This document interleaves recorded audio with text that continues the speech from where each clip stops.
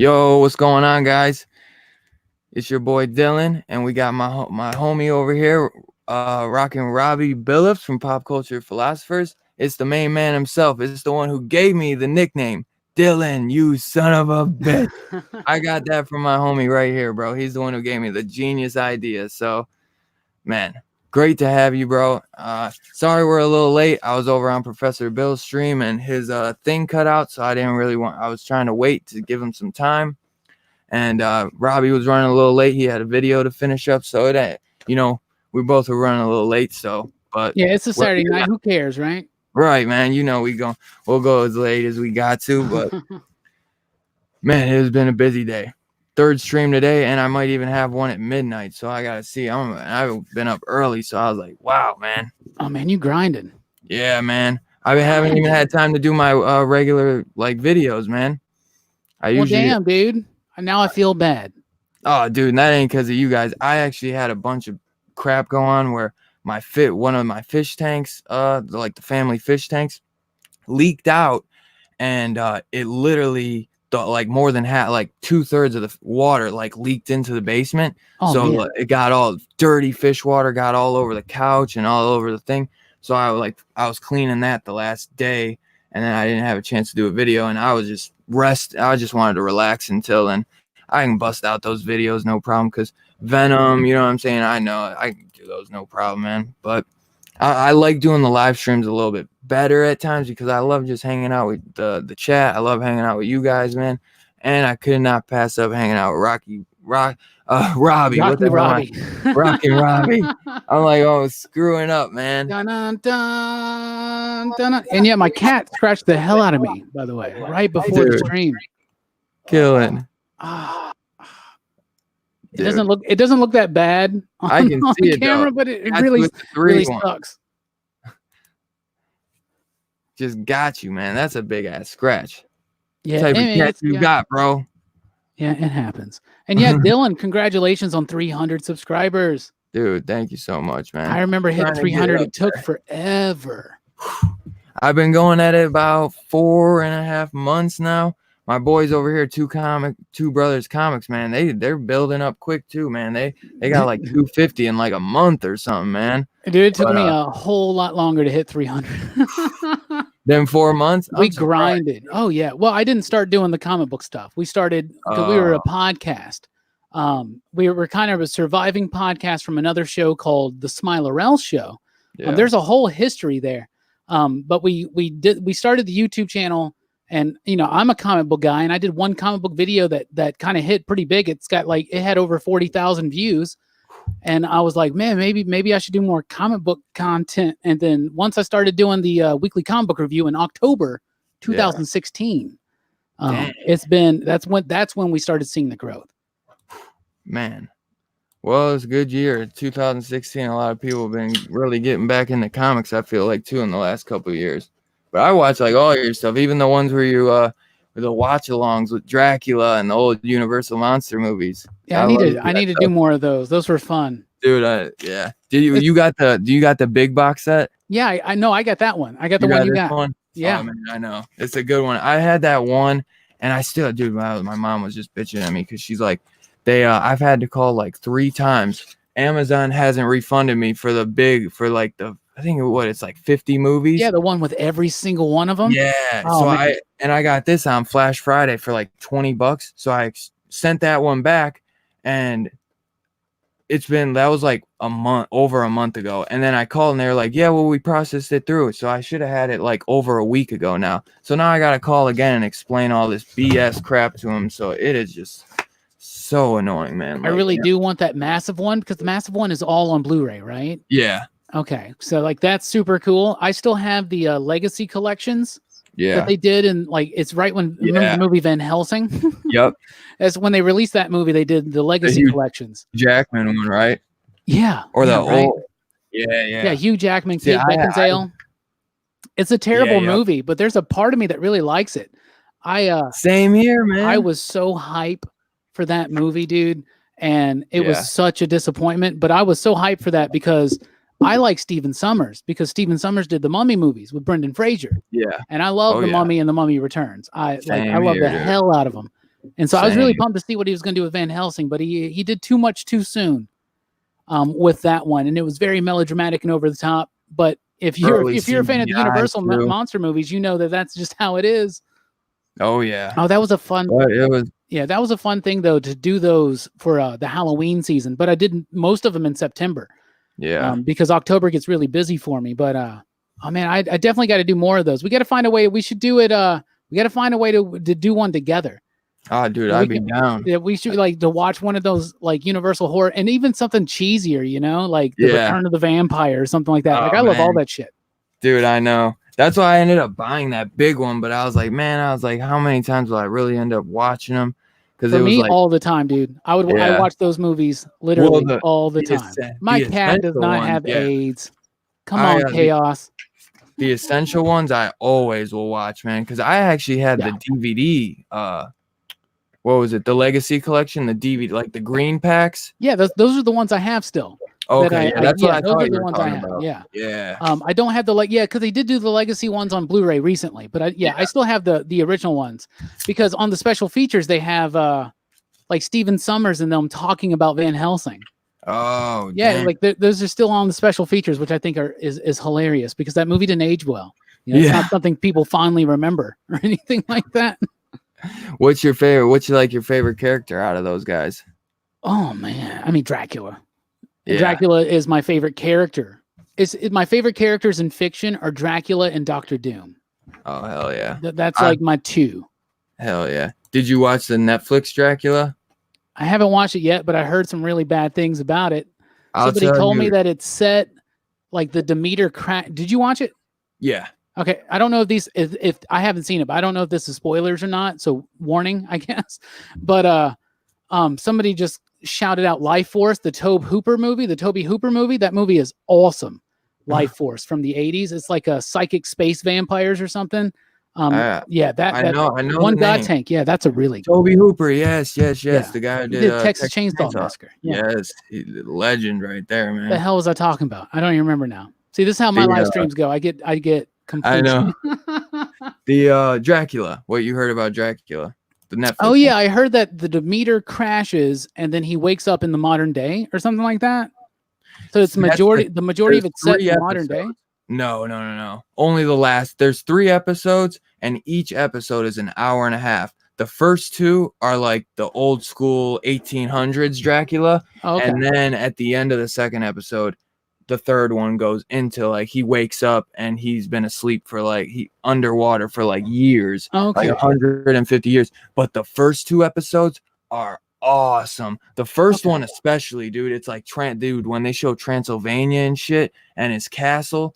It's really cool. It had like, I thought that like was the best part was like the first 2, the first especially. The second one was like him on a boat going over to England. I think it was England or something. Okay. And the third one is where it totally lost me. The second one, it like the way it started, I was like, what the hell is going on? The way it started, but then it kind of brings itself around, and it was still really good. You know, he's kind of on a boat, like in the 1800s, and there's like a few certain passengers on it, and it was really interesting.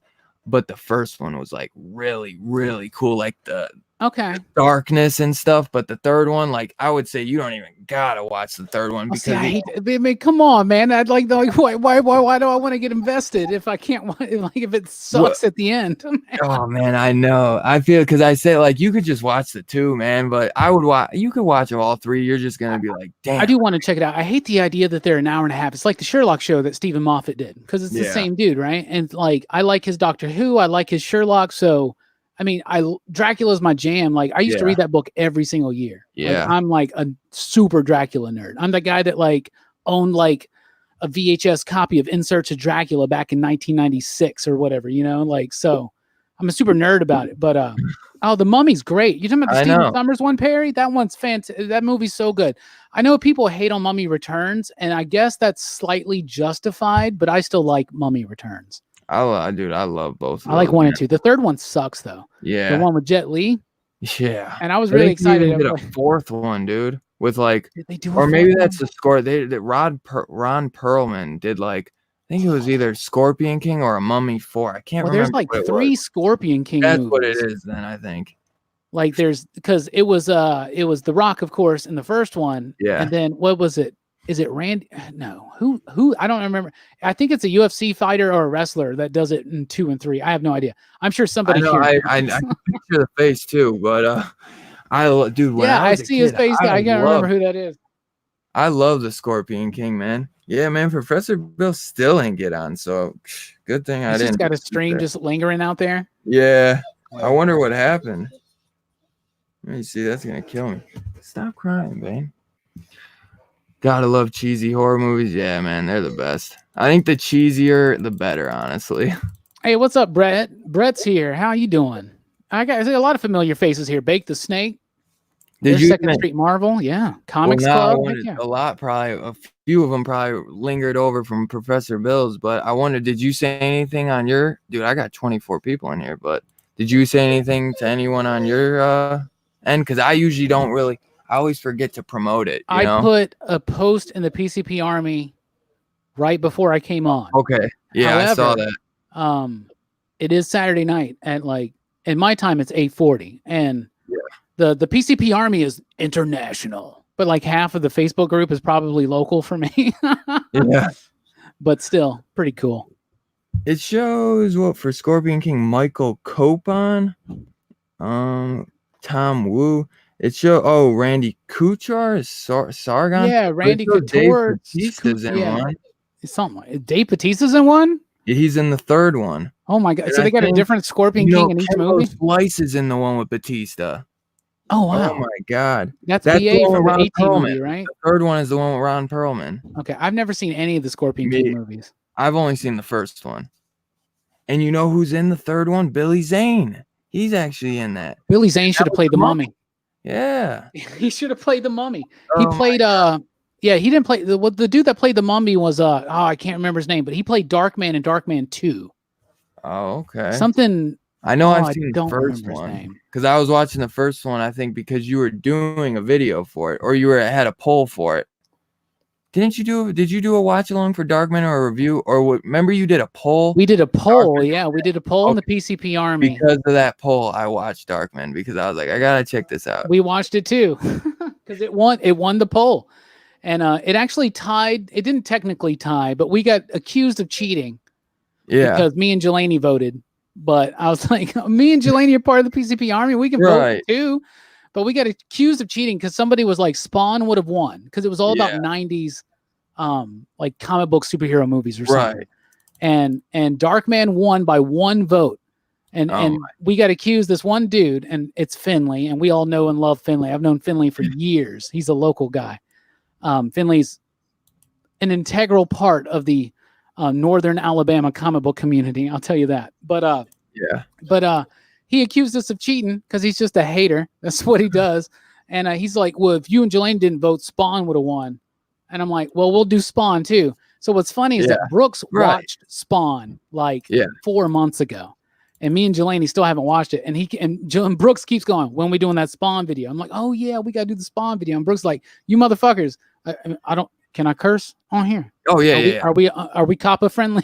Yeah. But and I was like, and he was like, when are we gonna watch it? And I'm like, oh yeah, we keep fucking forgetting about that one, dude. We gotta watch Spawn. Yeah, you know, now we gotta watch Spawn and Spawn. Cats, dude. Every time we talk about Spawn now in my community, I got this one guy right here. Where is he? 1-2 Comic Talk. He worked on Spawn, bro. And when they did, the stunt coordinator or something. Okay. You know, like the guy who will have to do like the jujitsu moves and stuff. And like the guy during some of the hell scenes, my guy right here, bro, he was in the suit. He never got any credit for it because the guy who was supposed to do it, something happened where he couldn't make it. Yeah. And they're like, can you do it? And he's like, yeah, I can do it. And like, he probably could do the moves better because he's studied, I don't know exactly, but I know he studied martial arts for like probably 20 plus years. So you're saying that 1-2 Comic Talk, that dude, like right there. Yep. He announced it on my live stream. Really? He announced it, and then he was Michael Jai White's stunt double. Yep. Is what you're saying, basically. Yep. And we watched the clip. Dope. He was like, yep, that's me there. No, that's not me. That's back to me, and then Well, it was so funny. He when we announced do it on do one of the my live streams. when we do the Spawn video, which we will do, and we Yeah. got plans for it. So when we do the Spawn video, I'll shout him out because that's Hell pretty yeah. dope. That's dope. Dude. That's dope as hell. Well, if you do it, we can maybe always do a live stream for that, because I love Spawn. We'll have to figure out how to get that done. That's a Mummy, bold ass Indiana statement, Perry Jones. Comics. By the I way, had to Mummy pull is that great. Mummy is great, but I don't Indiana That's a- Jones, man. That's a bold a ass good statement. one. For real. I love the Mummy though. That was one I always loved that. Well, let's break this down. So the Mummy's got 3 legitimate films. We're talking about the Yeah. Brendan Fraser Mummy, right? Yeah. So there's 3 legitimate films. Okay. Perry says crazy shit. 3 legitimate films, not counting Scorpion King. Like, don't count that, right? I would say that 2 out of 3 of the Mummy films are good. Yeah. That's me personally. Most people would say 1 out of 3 are good. Yeah. Indiana I agree with Jones, you. I would say 4 out of 4 movies are good. Most people would say 2 out of 4 movies are good. So I think the edge does go to Indy, but that's just me. Yeah. See, I think the 4th one has more cheesy stuff with the alien stuff, but I still like 4. I always was like a big it's gonna kill me what his name is, the young boy. Shia LaBeouf. Yeah, I always liked him, man. I love Disturbia. Mutt, I've was that watched his him since name? he was on the Shia LaBeouf. Yep. His name was Mutt, right? His character's name was Mutt, wasn't it? Did the Disney Channel? Or is no, in Indiana Jones 4, I think his character's name was Mutt. I haven't seen that 4th one in a while, but yeah, Mutt. Yeah. That's dude, that name is so forgettable. That's probably why I was like, they really calling him Mutt, or is that just a shitty nickname? Dylan introduced me to this Robbie. Yeah, man. I can't believe the comic book lurker, and I introduced him to you. I'm like, bro, you need to watch his videos every Tuesday. If not all of his videos, you need to make sure you're watching it every Tuesday. Oh, well, thank you so much. I do appreciate that. Well, you know I'm there. It makes Tuesday worth it because it's literally an all-day thing. Yeah. Bro, I look forward to it every Tuesday night. Me too. I thought about doing it live, and I did it live one time. And because if I did it live, everybody would get it earlier, right? Yeah. But then I was like, nah, I don't want to do it live. Yeah. What if I mess up? But I don't edit. But right. But the new camera that we're getting, which we're dubbing the Reggie. Oh, okay. Will only record in 30-minute increments. So I'm going to have to do something different. Well, yeah, I was gonna say yours, unless you're doing live, you usually do your videos are usually like 20 minutes or so. No, not the weekly. Depending how big the week is. The weekly comic book review on average is like, oh my god! It started on average 20 minutes, but now it's gotten to like 40. I did like a 45-minute video like a couple weeks ago. I was gonna say that one was 45. I know for sure that like triple weekend one. Day I read like 50 something comic books. Oh my god! I almost went insane, Dylan. I promise you. I know you started earlier than everyone too. You were like, that didn't come out till like 3 a.m. You were probably like, oh my god, just get it over with. I'm so dead. Like I'm like, because I wake on Tuesdays is gym day. So on Tuesday mornings, I wake up even earlier so I can go to the gym before I go to the shop. I get to the shop and I get the shipment, and we do the shipment. I usually leave there between 2 to 3. And then it's nothing but reading comics. As soon as I'm done reading the comic books, I make the video. And God, it takes forever. Oh, man. I don't have Google Fiber like I used to. I used to be able to get those videos up like that, but yeah. Is Chaos and Comics in Northern Alabama? Because I didn't know that. By the way, I'm so down for Chaos and Comics just because I love chaos and I love comics. So I think that's pretty dope. Well, he knows if he's free, I'll send him the link to come hang. He's a great guy. He calls himself the villain of the year, but he is funny. Oh, we all know that was the Batman as well. Batman Who Laughs won villain of the year. Oh, did you see that Todd McFarlane? Did they announced it? I'm sorry, I'm talking all over you. What did you say? Oh no! You're good. I didn't know they announced the Batman Who Laughs won, but I was saying, what about Todd McFarlane? Because it like broke up when you said I got you. Todd McFarlane is doing a line of DC action figures. Yeah, and in that line, there is a Batman Who Laughs action figure that is badass. Man. I saw that. That Yeah. did you see the video he dropped on IG? And he was No, showing. I don't think I follow Todd McFarlane. I'm not typically a fan, but Yeah. I love his toy work. His toy work's amazing. Yeah, dude. I used to collect all his like basketball figures. They would be like on these little hardcore. They would be like these basketball court stands, and then they would be like a stick in their back, and then they would they'd be in like dunking positions and stuff. They were so cool though. Yeah, he really put starting lineup out of business. Yeah. Now his stuff is amazing, man. I've always wanted to get a Derek Jeter from his line, but one's never come through. We get like Ron Artest from the Lakers, and I'm a Lakers fan, and I'm like, well, I don't want a Ron Artest action figure. Oh my god. Yeah, Perry, he was he wants to get all those get some of those McFarlane figures, I know. And they I'm trying to stay away from a lot of action figures now because I'm pretty much a Power Rangers guy, and I mean that's goddamn enough, right? You know? Yeah.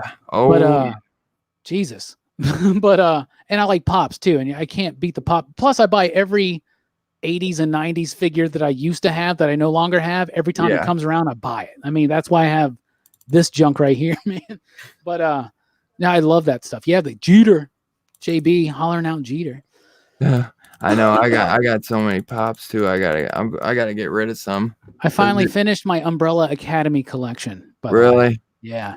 Hell yeah. I have 2 brand new pickups from today that I'm going to debut here on this live stream. 2 new comic book pickups. Sick, dude. You want to see them? Oh yeah. All right. The channel with some pickups. Is anybody a Fantastic Four fan? Because if anybody knows me, I'm a huge Fantastic Four fan. Oh yeah, man. Let's see what you got. Did you see they got that Marvel Collector Core box coming out of Fantastic Four?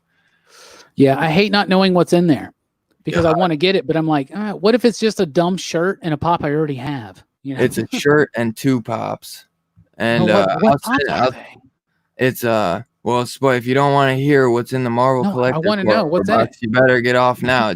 I don't know why anyone would care really, but it's gonna be a glow-in-the-dark Human Torch and a Mr. Fantastic. They haven't leaked the figure pictures yet, and then like a pin of Doctor Doom, and then a T-shirt.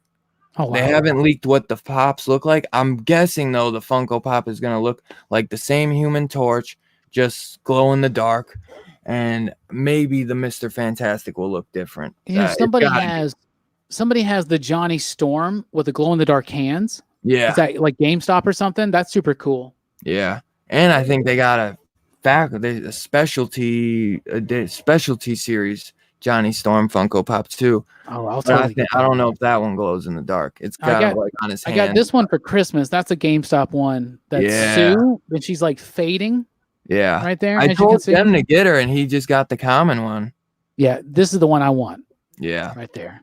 I always go for the exclusive too. Oh yeah, right. You get the chase if you can, right? Yeah, but that's the GameStop one. So I got that one. I'm picking up the other ones. Maybe the Reed. It'd be cool if the Reed had the Ultimate Nullifier. It might. I'm sure they'll leak that picture soon. What if he had Once they do, I'll send it to you. I think GameStop has the thing. Somebody has maybe it's the GameStop or Walgreens, but somebody has a thing in the overcoat with the hat. Barnes and Noble. Barnes and Noble. Thank you for letting me know that. I have to find that.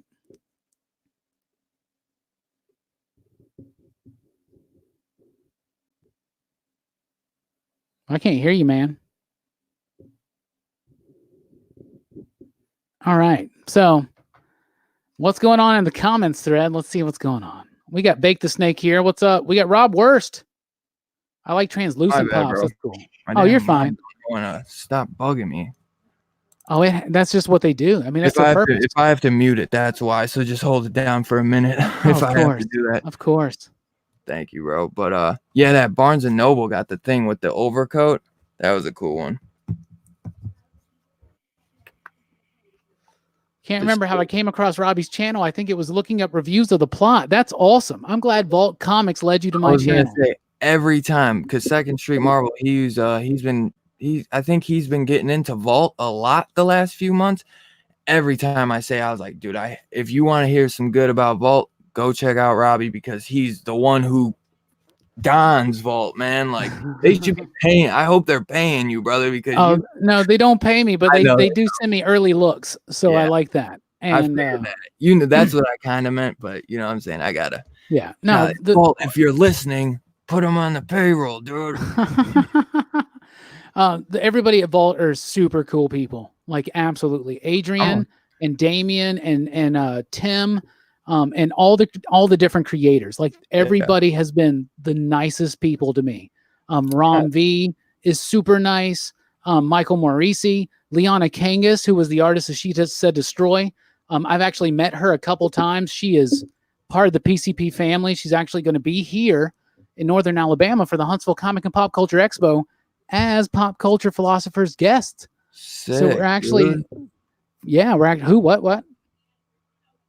What'd you say? Did you say something? Oh, I just said sick. Yeah, it is, right? It's super cool. So Liana's going to actually be our guest this year. We got a great lineup too. We got Chris Claremont's coming back. Ooh. He's a super cool dude. I got to meet him a few years ago at this show.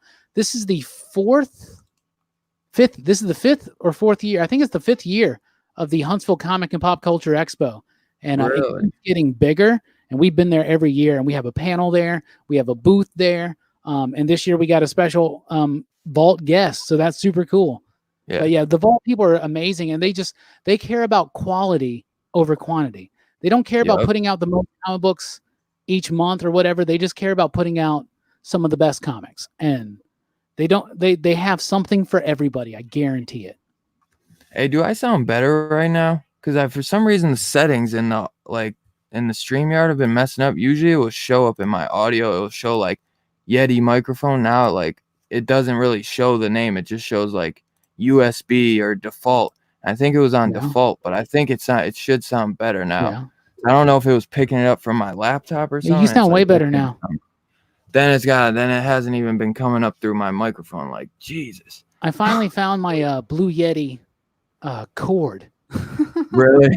I bought a Blue Yeti like years ago when we first like started getting serious about the YouTube channel. And then we got it and we were like, oh shit, it's USB. And we go directly into the camera. So I'm like, well, that's pointless. But now I'm like, maybe I'll use it for live streams because I use this. This is my podcast and my rapping microphone. Like this is my live performance because I used to be a hip hop guy. You got like a mixing table or something like the sound. Yeah, I got a mixer and all that stuff. Yeah. Because when I got the My Yeti sent to me from a subscriber, like one of my first subscribers, they actually sent me a Yeti microphone and a webcam. And I was using like a cheap ass $20 mic and I was just plugging it into my phone.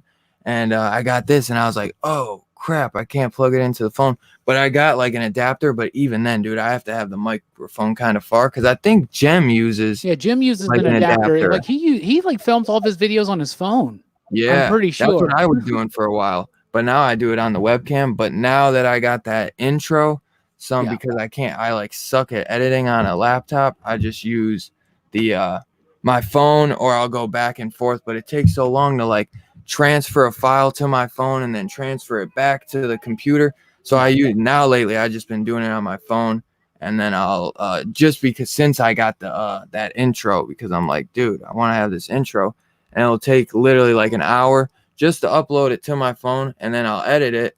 Then it'll take an hour to upload it back to the computer. And I'm like, dude, I just want to upload it. You know what I mean? So yeah. Until I figure out a better way. If I had a dang MacBook, I could just airdrop it because that's why it's so easy for Jem because he can just airdrop it and it's like that, you know. But he was the one who told me, and I think the microphone is so powerful that you get a little frequency if you're like too close. But with the laptop, I could have it like right here, and I should be good. We tried to do a video, and this is very early days of PCP, and so like this is before we delved into the comic book side, really like hardcore. And we used to do these top 5 videos, and so we did one time with the Yeti like plugged up. So we're like, we're going to put the Yeti into the computer, and we're going to record audio, and then we're going to record a video, and we're going to put the audio on the video. And we did the clapping and had all that mess. Yeah. And oh my goodness, man. That was a pain in the ass. And that the Blue Yeti is so damn sensitive. You know what I'm saying? Like when we would hit the table, it would pick up. Yeah. So I think I could manage to not hit the table on a live stream. People have told me though that the Blue Yeti, people have told me that my audio sounds fine, but I don't believe them because I never think that I'm as good. I mean, this is like a $40 mic. It's nothing, you know. And it's just plugged up into a mixer, but I don't know. When I've seen you use it though, I was surprised because then I was like, he sounds pretty damn good. But then I saw the mixer, I was like, maybe that's why you sound better because I know maybe it is. Biggie uses it. He sounds pretty good, but sometimes I hear Biggie though, he'll use more of like he'll could just kind of have it in his hand. So I think sometimes he gets a little bit more static, maybe because you got it on the stand. Yeah. But I think also that the mixer helps. I think the mixer does help. I was like, damn, I probably could have just been using a $40 mic, but I got lucky as hell and was able to get this microphone. So, but we sell mystery boxes when we go to the Huntsville Comic and Pop Culture Expo. We'll like put some like really cool things like we used to do Kindles, like 2 Kindles. Like you have the chance to win a Kindle if you get this $10 mystery box, but otherwise you're going to get pops or action figures or toys or comics. You know, you get a bunch of comics in there. Hell yeah. It's kind of like what Comic Tom does, but we just do it at the con. And people buy them. We sell out every time. We give 10% to Comics for Kids, which is a charity which provides comics to kids in need that need something to read and to help promote literacy, which we think is very important here at PCP. So we usually take that money that we earn from that, and one of the first things we invested in was the mixer because we're a podcast first and foremost. Like that was what we did at first, and we used to do Firewire, and I had a FirePod, and it was amazing. I had everybody on individual tracks. Then the FirePod died, and everybody stopped supporting Firewire, so we had to get a mixer, and all that stuff. But the podcast doesn't come out near as much as it used to because of the YouTube channel and the comic book content. But plus, you got to get everyone together. What's that? You got to get everyone together too. Oh yeah, and we do it in house. We don't have it's not like doing a stream, which is really cool, but some of the people on the podcast don't want to be on video. So there's a whole lot more people on the Excitable PCP crew that you never usually see on the YouTube channel. You'll just hear them on the podcast. Yeah. But if anybody is a PCP fan and doesn't listen to the podcast, you're missing the entire everything. Like it's fun. The podcast is great. Oh my God. The first episode in 2020 is going to be all about Kevin Smith. Is it? Yeah, we're really excited. I can't wait to check that. Cannot wait. I'm a big Kevin Smith guy. Somebody asked, what did you think of I know Trent at 2nd Street Marvel said, what's up, Rob? But somebody asked, what do you think of the Fantastic Four Dan Slott run? I think it's okay. Okay. Oh yeah, I dropped it. Regular. It's regular. Yeah. I won't drop it because it's Fantastic Four. That's my jam. I try. It's my life purpose to get every single issue of the Fantastic Four. Yeah. And I'm working my way slowly there. But you'll get it. I think it's okay. It's nothing that's going to turn you into a Fantastic Four fan, though. So, I dropped it after that Thing and Immortal Hulk fight. That was a really badass fight, though, wasn't it? It was. It's been okay. This point of origin story has probably been the best, but it's going on too long. I think that's one of my critiques about Dan Slott's work is that sometimes the stories go a little too long, and it's something that's common with I would say half of Marvel writers right now. Nick Spencer, Dan Slott, like the Spider-Man writers, come on, man. But then again, I mean, the Clone Saga lasted 10 damn years, so whatever, But I think it's okay. It's not Dan Slott's Fantastic Four run's not going to turn you into a Fantastic Four fan, but it's okay. If you really want the best Fantastic Four out there, you got to go Jack Kirby, John Byrne, and Jonathan Hickman. That's where you got to go. Hell yeah. I was going to say when we were talking about Volt, I'm going to have to hit up. I'm going to see if I can ever hit up those guys because my shop never gets any Volt books, but I'd love to be checking them out, bro, so I could review some for the channel. Do you ask your shop for them? I asked for the plot and then he never ordered it. So are you serious? Yeah. He dude, there's been a couple of times where I've ordered stuff and he forgets. Yeah. You're in Cleveland. Yeah. There's more than one shop there, right? I got one right next to it, But see, he lets me get them early. But I was gonna like see if the guy down the street if his prices are better. So I went down there once when he ran out of Marvel Comics 1000. And I went down the street. Dude, he had probably every cover, and I've been like, damn, what the hell am I doing? I should be, but I'm a sucker, bro. Like, I feel bad like going over to another guy because he's the smaller shop. But every now and then, man, like there's shit I order, a certain cover or something, and he forgets it. Like, and so it's just like a one guy operation. Yeah. Okay. Yeah. That used to be how it was back in the day, you know? Yeah. Now you got some bigger chains. So maybe if he won't order you the Vault, dude, you can have a subscription to any Vault comic book with me, and I'll send it to you. We'll ship it out on Tuesdays, and so you'll probably get it Wednesday or Thursday. I can do that. I can also put a good word in for you with Adrian and Damien and them. But you know, I can't guarantee anything as far as that goes. But are you on Twitter, Dylan? I got Twitter. Yeah. Okay. They're very active on Twitter. Okay. But they're super cool people. I'll put in a good word for you. But if you want to subscribe to the plot, dude, I'll send you every issue. And I'll give you a hefty discount because you're Dylan. And I mean, you'll have to pay shipping, obviously. Right. But no, seriously, if you want to do that, dude, let me know, and we'll hook you up for real. Dude, I appreciate that. We get every Vault comic book, dude. I remember you mentioned that before too, because you probably order that stuff actually. Yes.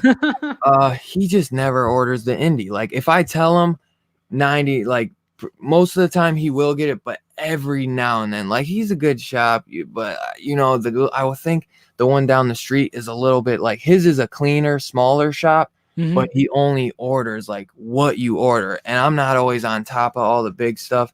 I'm just now like kind of figuring out like the previews and all that, because sometimes I'd pick up previews and sometimes I don't.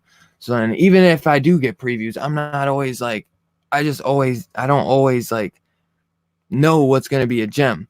So I was online on previews, and some of them say like gem of the month or something. So I was like, oh, maybe I'll check that out.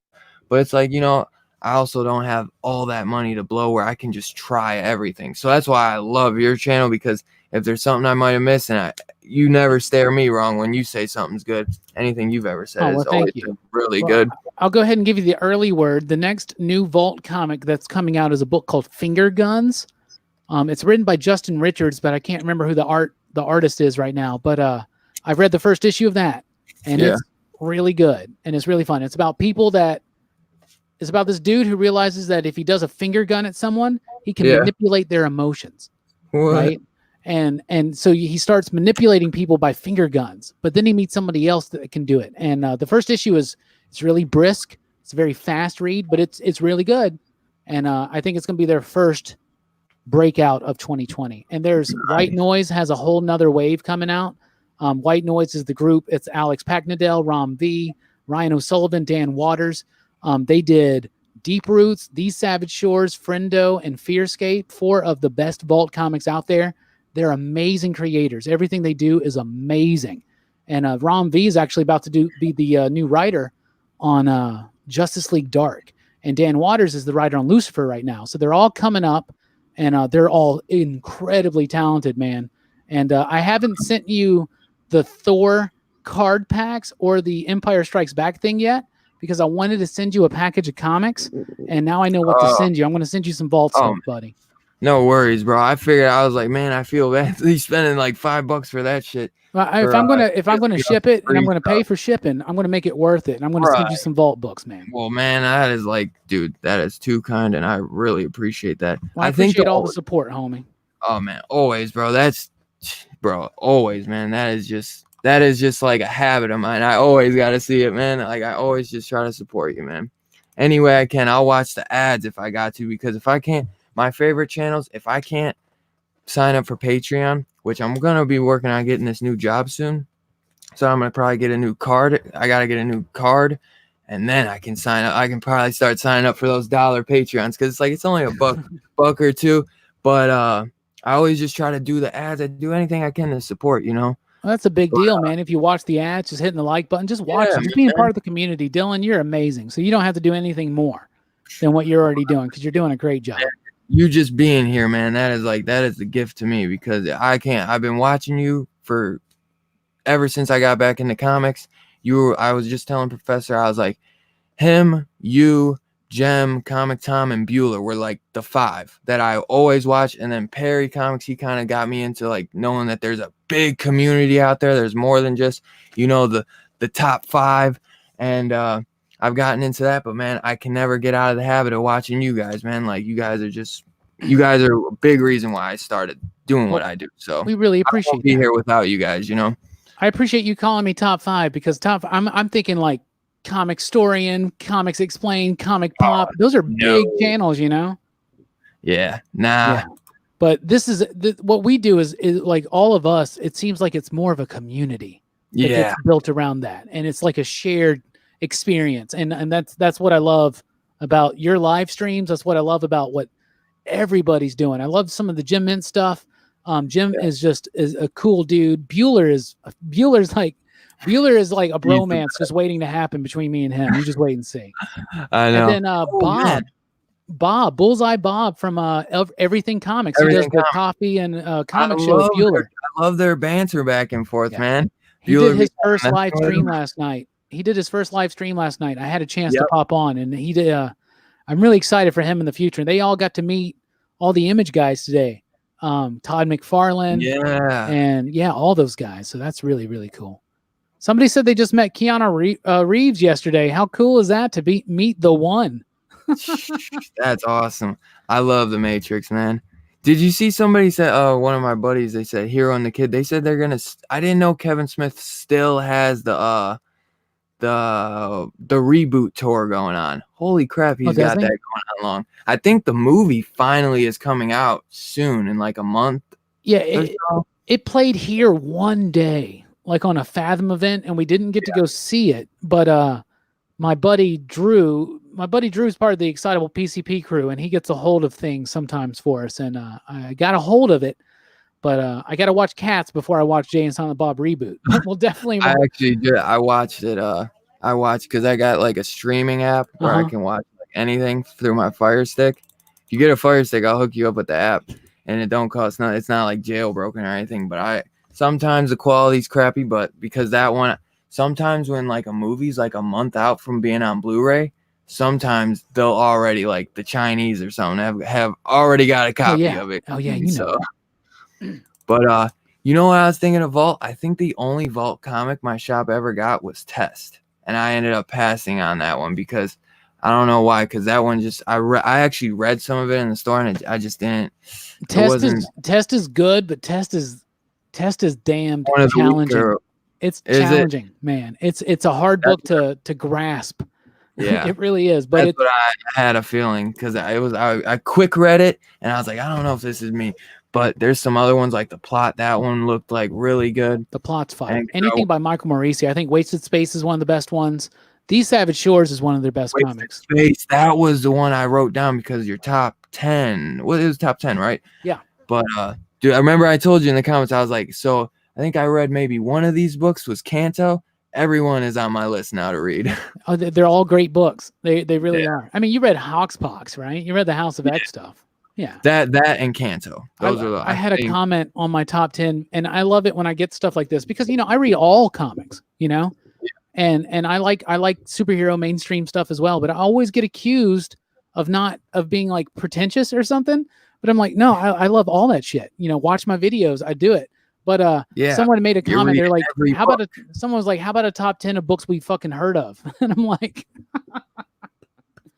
dude, I thought when you did that was the best, because it's like, are you kidding? Why would you just do? That's what everyone's gonna do. If I did one, my shit would be the top 10 of books that everyone already knows. And it's like, yeah, that's cool, but that's what I liked. But I would, like, when I read yours, that's what I want to see, because I want to read new stuff, man. So it's like, who cares? Yeah. But that's how some people are, and that's why the other 99%, they were like, hell yeah, bro, now I got something to look forward to reading in 2020. Or they just agreed with you. You know what I'm saying? Yeah. Well, I mean, and I like comments like that, because when I got that comment, I was like, you know what? I'm going to start doing a top 10 every damn week now. Hell yeah. Comics you've never heard of. And then the first week I did it was all Marvel titles. Was that Cult Classics vault? Yeah, Creature Feature and Return to That was the main one I want, dude. Creature Feature's great. Dude, because obviously we already talked, the big horror fan. Oh, dude, that was the one I wanted, but I don't know why I couldn't get that. Yeah, you'll like that one. I still got copies. I don't have any copies of issue 1 though. I got copies of 2 and 3.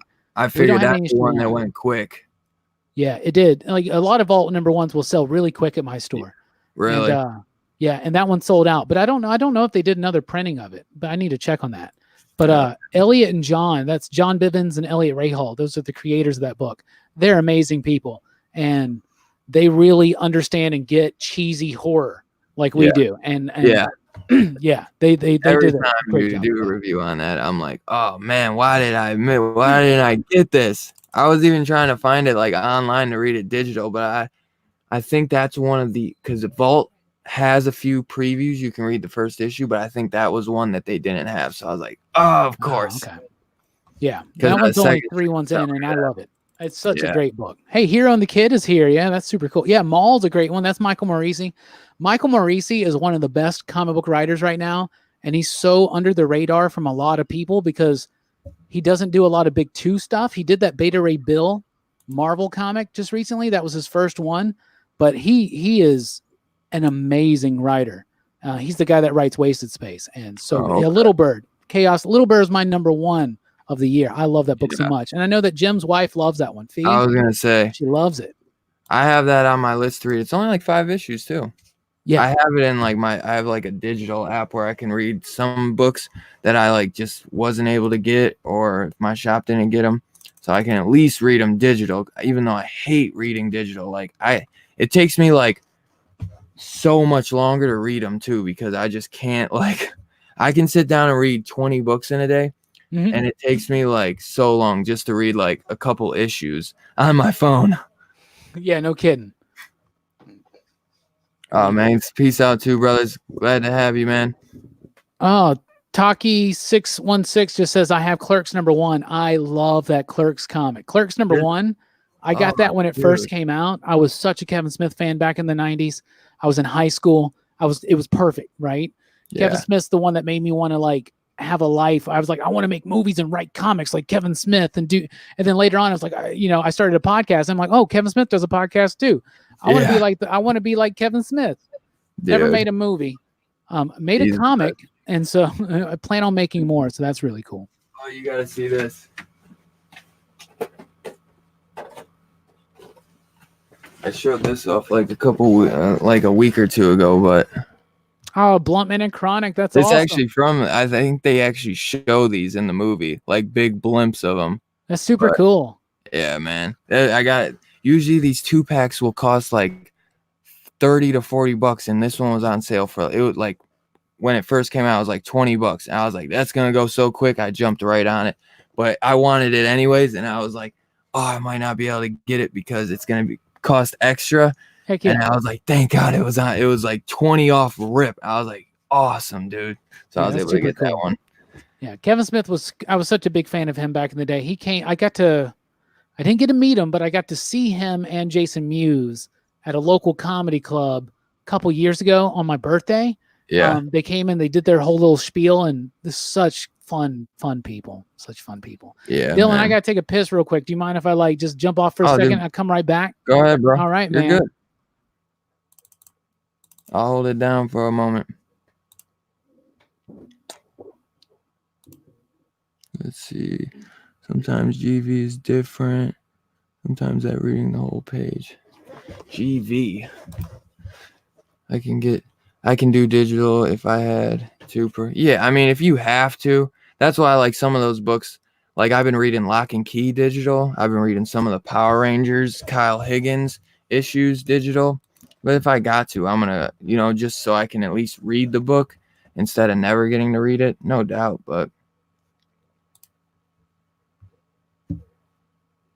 movies are getting easy, Robbie.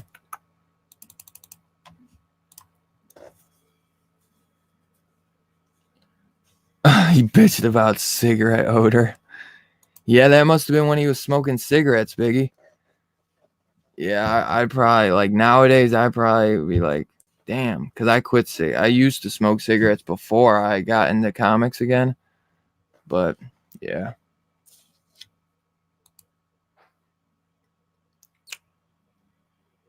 They were blunts. No, I swear I do think, I mean, because, in Jay and Silent Bob, he smoked cigarettes, but I think in the reboot, he was actually smoking e-cigarette, maybe. I could be mistaken because now he's all on that health kick, but he did the Green Hornet. Yeah, that's cool, though, Tom. Man, I wish I don't know, I might have one Kevin, like a True Believers Kevin Smith comic book. Kevin Smith, man, he was doing pretty good for a while on some comics. I know he had that Daredevil run that a lot of people liked. Forget what, I don't know, the Green Hornet. Do I like prestige format comics? I don't mind them. I really like that they don't have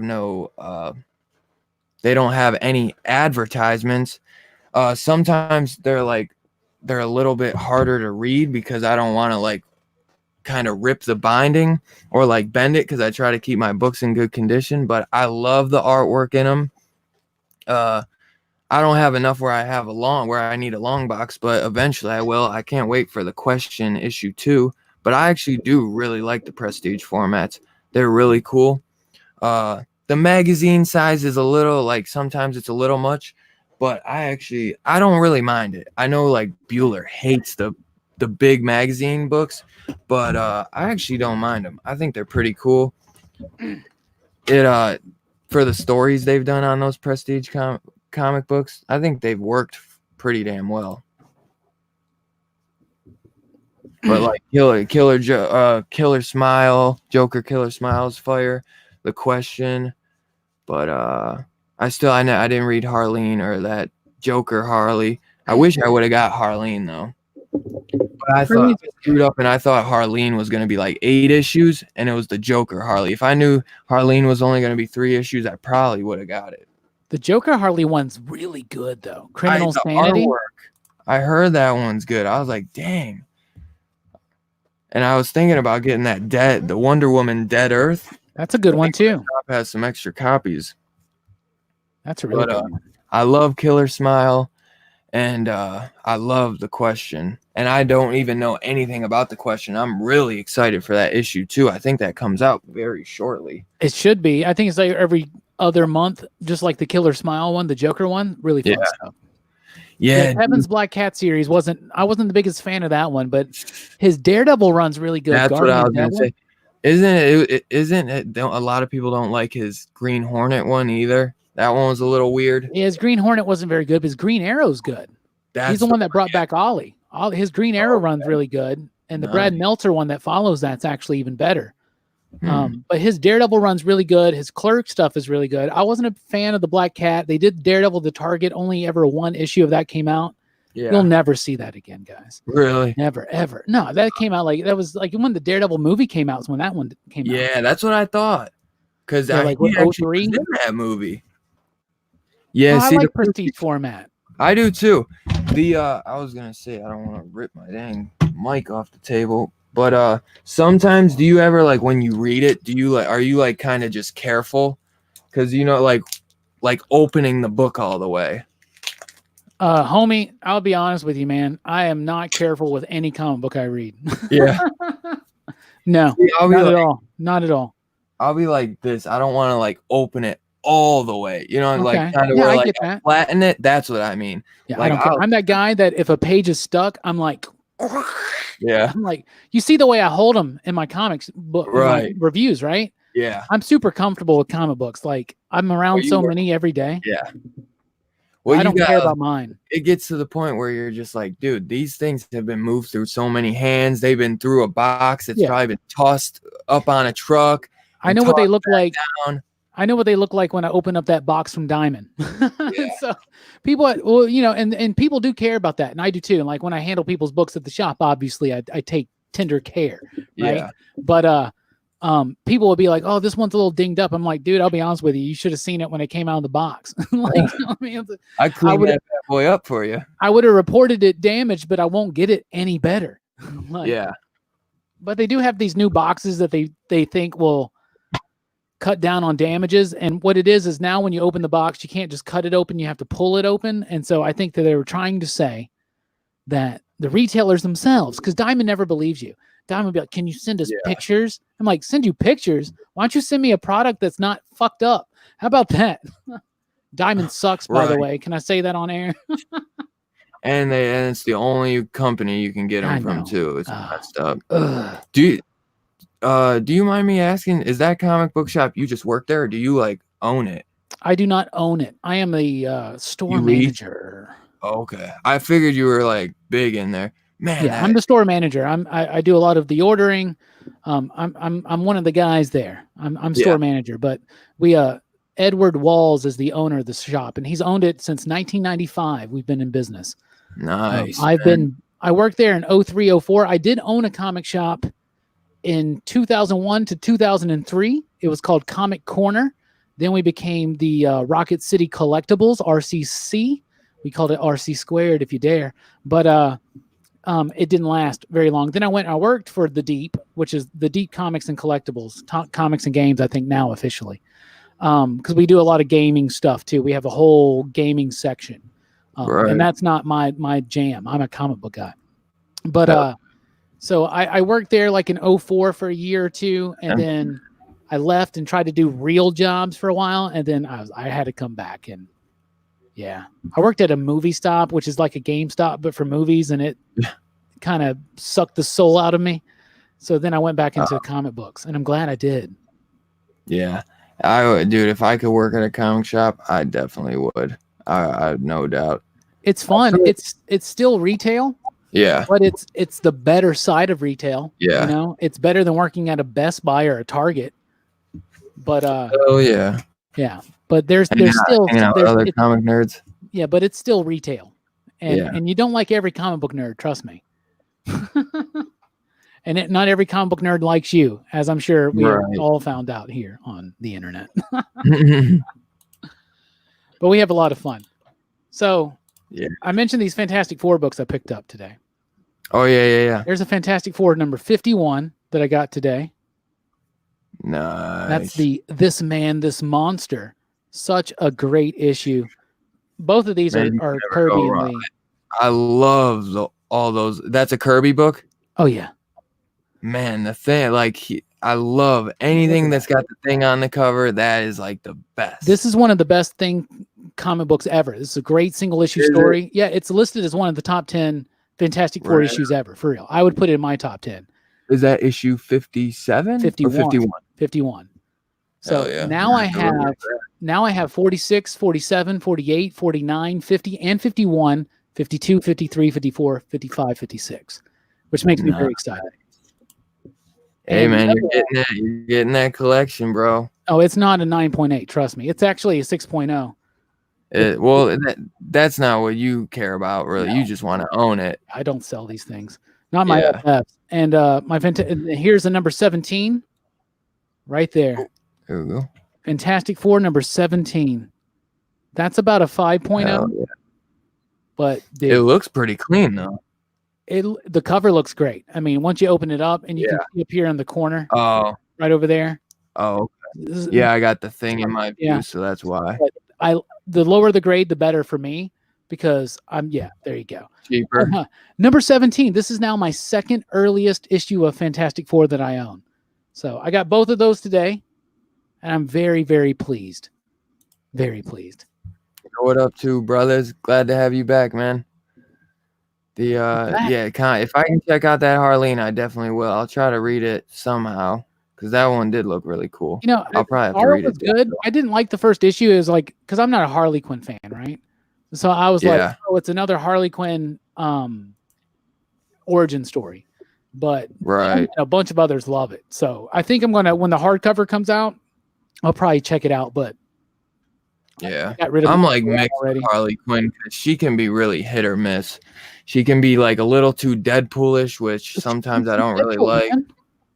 Yeah, I like when she's a little bit more badass, you know. Yeah. But it just depends who's writing her. Honestly, that Criminal Sanity one we were talking about, she's really good in that one, because she's not your typical Harley Quinn. Oh, okay. Because that's more of the doctor version of her, isn't it? Kind of, maybe, Like a serial from what I heard. profiler in that one. So that's okay. Hell The yeah. Joker's a serial killer, so it's completely different, but it's cool. We have a small.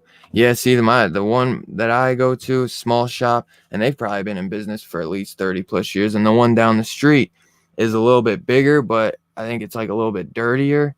But he gets a lot of books, and yeah, he's probably been in business just as long, if not longer. See, it turned me off. I went in there, and then these dudes were like, these dudes must not have showered, man. Every time I go in there, there's somebody that smells like BO. And I was like, well, I never have that problem when I go into the other. But We make man, sure he buys every cover. He buys every cover. So I'm like, man, I would either just spend so much money, but I almost want to call him and be like, yo, so what are the deals on, like, he'll tell me like 20% off. I'll be like, oh my God, now I got to go to you, bro. Because I get 15% off, and I buy a lot of books. I should be getting probably at least 20. But he's a small shop, so I don't like to give him shit. He gives me my books Tuesday night. But even then, man, he takes, like, I don't get him till 7 o'clock. He takes all day. Like, I mean, see, Jem, I was going to say, well, it makes sense. Robbie works at a shop, so of course he gets his first. But Jem got his at like 2 o'clock. So it's like he gets them even like around the same time you do. Jim knows how to talk to people. Yeah. Hey, man, I got my guy to give me them when I was at like maybe not even 100 subscribers. So I couldn't believe he let me get it, but he don't even really care to be shouted out or anything. Yeah. I don't know if Jem shouts his comic shop out. Well, the other thing too is that some shops will actually, so some shops get them mailed to them, basically, right? So like UPS will deliver them to them. And when that happens, it happens in the later afternoon. Mm-hmm. Yeah. Our stuff up at like 7 or 8 in the morning. You pick it up. Oh, okay. I noticed that. Yeah, he gets his delivered. I'm like 100%, like 99% on that. So yeah, that's probably better to go pick him up. But I think my guy's a little lazy. I mean, it seems like he's got a smaller operation, which makes a lot of sense because I used to run a small operation, and you don't want to take risks. You don't want to like order, like, independent comics are super cool, and it's some of the best stuff, but they're not the best sellers. But it's on you to sell them, you know? Mm-hmm. I feel like part of my job as a comic book retailer is I'm supposed to sell you on the books that I think you're going to like. You have a Robbie's pick of the week on the wall. Like, he doesn't do any of that. Like, even when I've asked him, I'll be like, yo, if there's something you recommend, throw it in my box and I'll check it out. And like, and he just doesn't do any of that. Like, even when I ask him, I'd be like, is there anything you like that you really like this week? He can barely tell me that sometimes. Like, or he just hasn't read them yet, which I can understand that. But there's been times when I like asked for recommendations and he really don't have nothing to say. And I know he reads books, but I don't know if he doesn't want, maybe he's like in that retailer mind where it's like, you know how some companies, they're like, I can't tell you because if I tell you and then you hate the book, then you're going to give me shit. You know what I mean? But it's like, bro, come on. You know I'm not going to do that. Yeah. What I do about that is, I have my pick of the week. I'm like, this is my personal favorite book. It's all subjective, right? But like what I get to know my customers, right? And so I know what to tell them to get. Yeah. There are customers of mine that I will never recommend my pick of the week, especially if it's an indie title, but I'll be like, yo, that new Venom, you got to check out the new Venom because I know they're into that stuff. And so you pick out what people want. And whenever I don't know someone and they come in all the time and they're like, I want to get into comics, what should I get? And they're always like, go talk to Robbie. And I'm like, the first question I ask is, what's your favorite movies? Like, let me know your favorite movies. Right.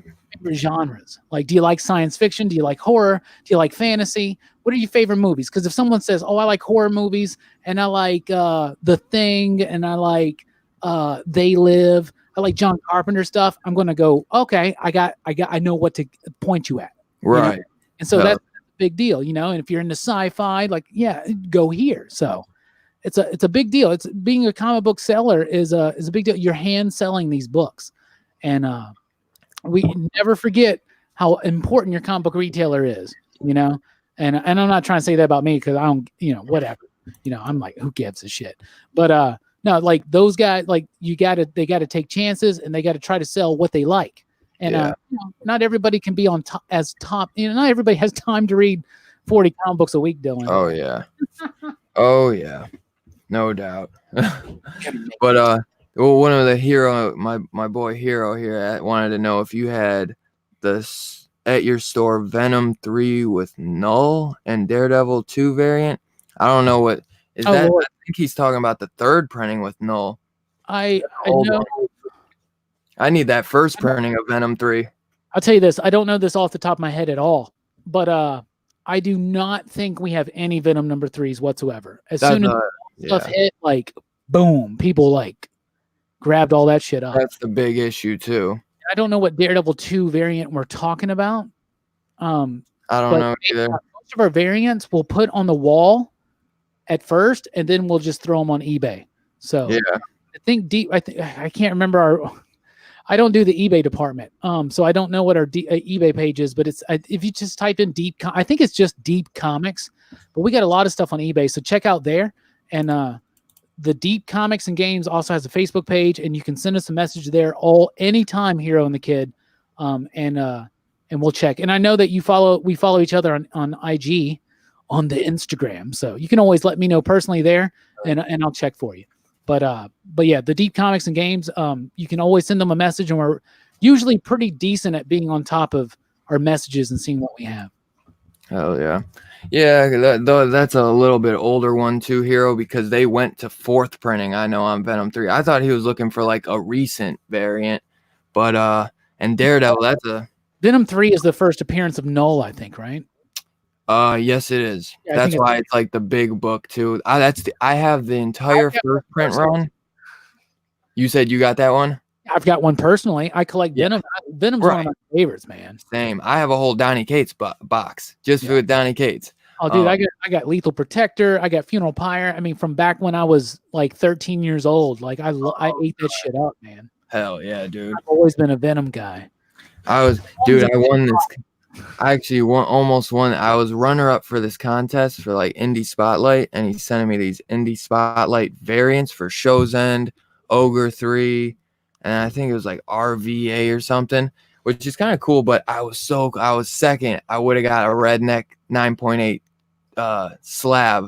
I think it was issue 2. I don't know why I would have issue 2 slabbed unless maybe something special about that. But I gotta my goal for 2020 is to read more indies and read like all the independent Donny Cates stuff, because I've just really read all his big major stuff. I read like the first issue of Interceptor, the free comic book day one. Man. But yeah, that was pretty cool. It goes past the first issue. Yeah. What the hell Interceptor is a whole, so it's supposed to be a trilogy, right? And you read the first, it's Vampires in Space. Yeah. Right? So Interceptor, it was published, I think, by Heavy Metal, but now Vault has the rights. That's what. And Vault, yeah, because they put out the free comic book day. I'm pretty sure. And they got the trade out right now, so you can get the trade of Interceptor. Yeah. And they started publishing the sequel to Interceptor called Reactor. That's what I thought. I was trying to think of what it was called. They haven't finished it, so it's going to finish eventually. And Donnie's pretty busy right now, so. But they will eventually finish that. But I believe there's also a plan for a third one.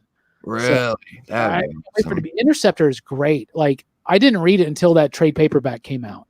And wow. Or the free comic book day. Like, I read that first, obviously. That's why when I heard you talk about it, I was like, my shop he like randomly gave me that too, because it was weeks later. He's like, no, I don't have it. I was like, damn, that would have been the only free comic book day book I want, because it's Donny Cates. That was my pick. Weeks later. That was my pick for free comic book day. Yeah, that's why I know about the I just forgot with the Deceptor book. That's why I know that there was a sequel, because of you. Reactor. I told you, bro. I always watch your stuff, man. Oh, I appreciate that. Reactor, yeah, that's the I think they did 2 issues of that, but like they plan on bringing it back. I have no word on that though. I thought I heard, unless my boy Chaos in Comics, he's the one. I don't know if it's Stegman. I know Stegman has a couple indie titles coming out in 2020. I don't recall if he said Donny Cates also has 2 indie titles he was working on. Well, no, that might be Stegman. I know that Cates just finished the God Country screenplay. Yeah. Right. So that's super cool. So now that will free him up a little bit. He's exclusive to Marvel right now, and except for creator owned. So he can. I don't know if he can develop new creator-owned, but he can continue the ones that are already being developed, like Baby Teeth, for instance. That's one I want to pick up really bad. Baby Teeth is good. It's not his best work, but it's good. You've read God Country?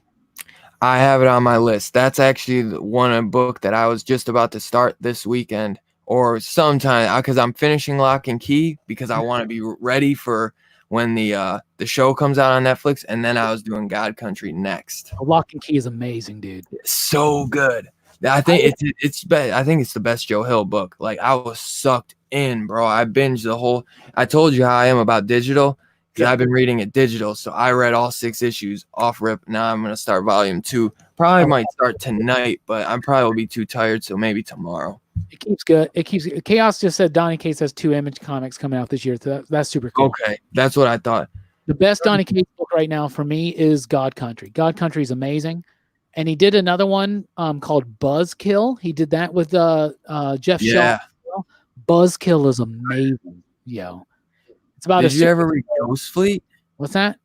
There's one called Ghost Fleet. I got like all of the ones that in my like digital thing. It's just taking me forever because digital. I haven't read Ghost Fleet yet, and I've only read the first couple issues of the Paybacks. Yeah, that's another one. Yeah.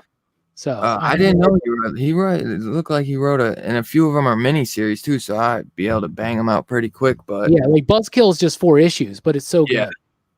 Yeah, I gotta check that, man. Definitely.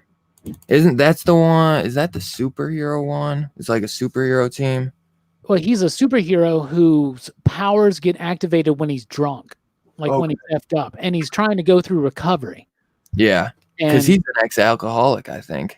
Yeah, he's gone through the 12 steps. And what's cool about Buzzkill is that it actually takes the 12 steps from the recovery programs and it automatically ties them into the story. And it's really good. The way it's done is very well done. It's funny.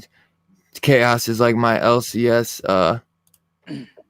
has Turok 1 from 1995 as their pick of the week, 25 years running. Oh, wow, that's funny. What did he? My comic shop in Fort Mill was on Comic Trip's webisode. Nickel Spot Comics, great place, but they went to online only, so my comic shop now order and don't have to leave. That's cool. Comic Trips is a really cool YouTube channel. You ever check that out? Comic Trips? No, I was gonna say there's this one called Comic Book Palace I've seen. Comic Trips, yeah, Comic Book Palace is the one. It's like a reality show at a comic shop or something. Comic Trips, kind of, right? Yeah. Comic Trips is one about I think it's a man and his like a husband and wife that just go across the country to different comic shops. Oh my God, yeah, I see that. But they're pretty cool. I'm gonna check them out. Yeah, that Ghost Fleet though. I was in a bookstore. I forget what it was. BAM, I think.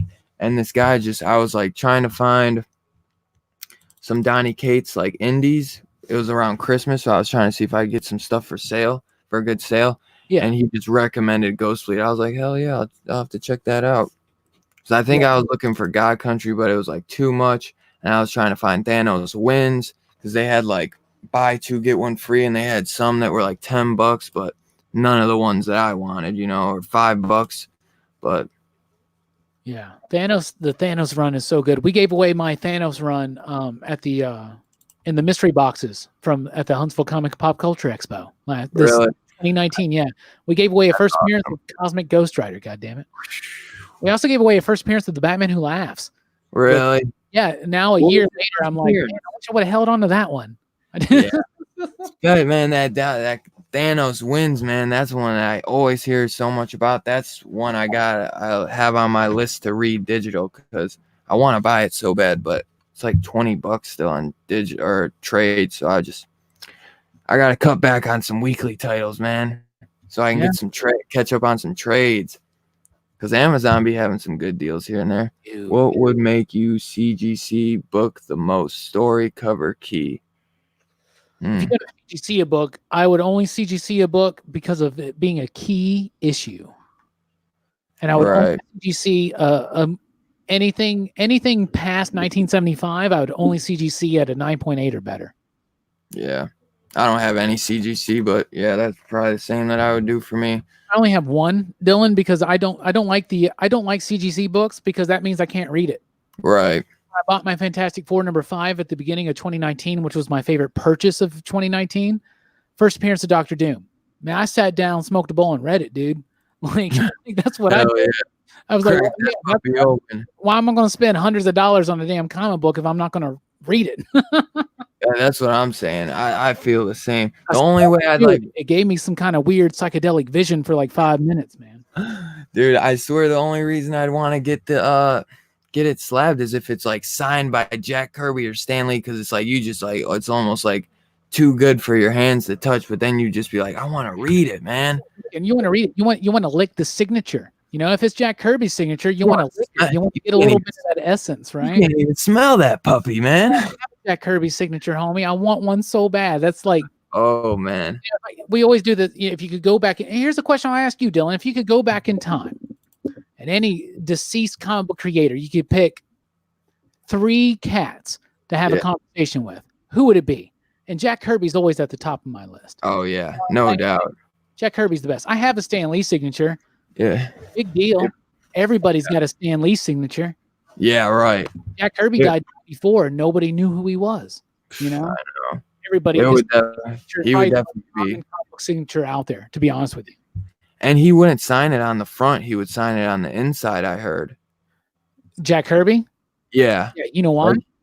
Because he didn't want to touch his art. I met Mike Royer, right? Mike Royer was Jack Kirby's inker on New Gods and on Mr. Miracle, right? So I met him at Heroes Con last year, which is one of the best comic conventions that happens, and it's in Charlotte, North Carolina.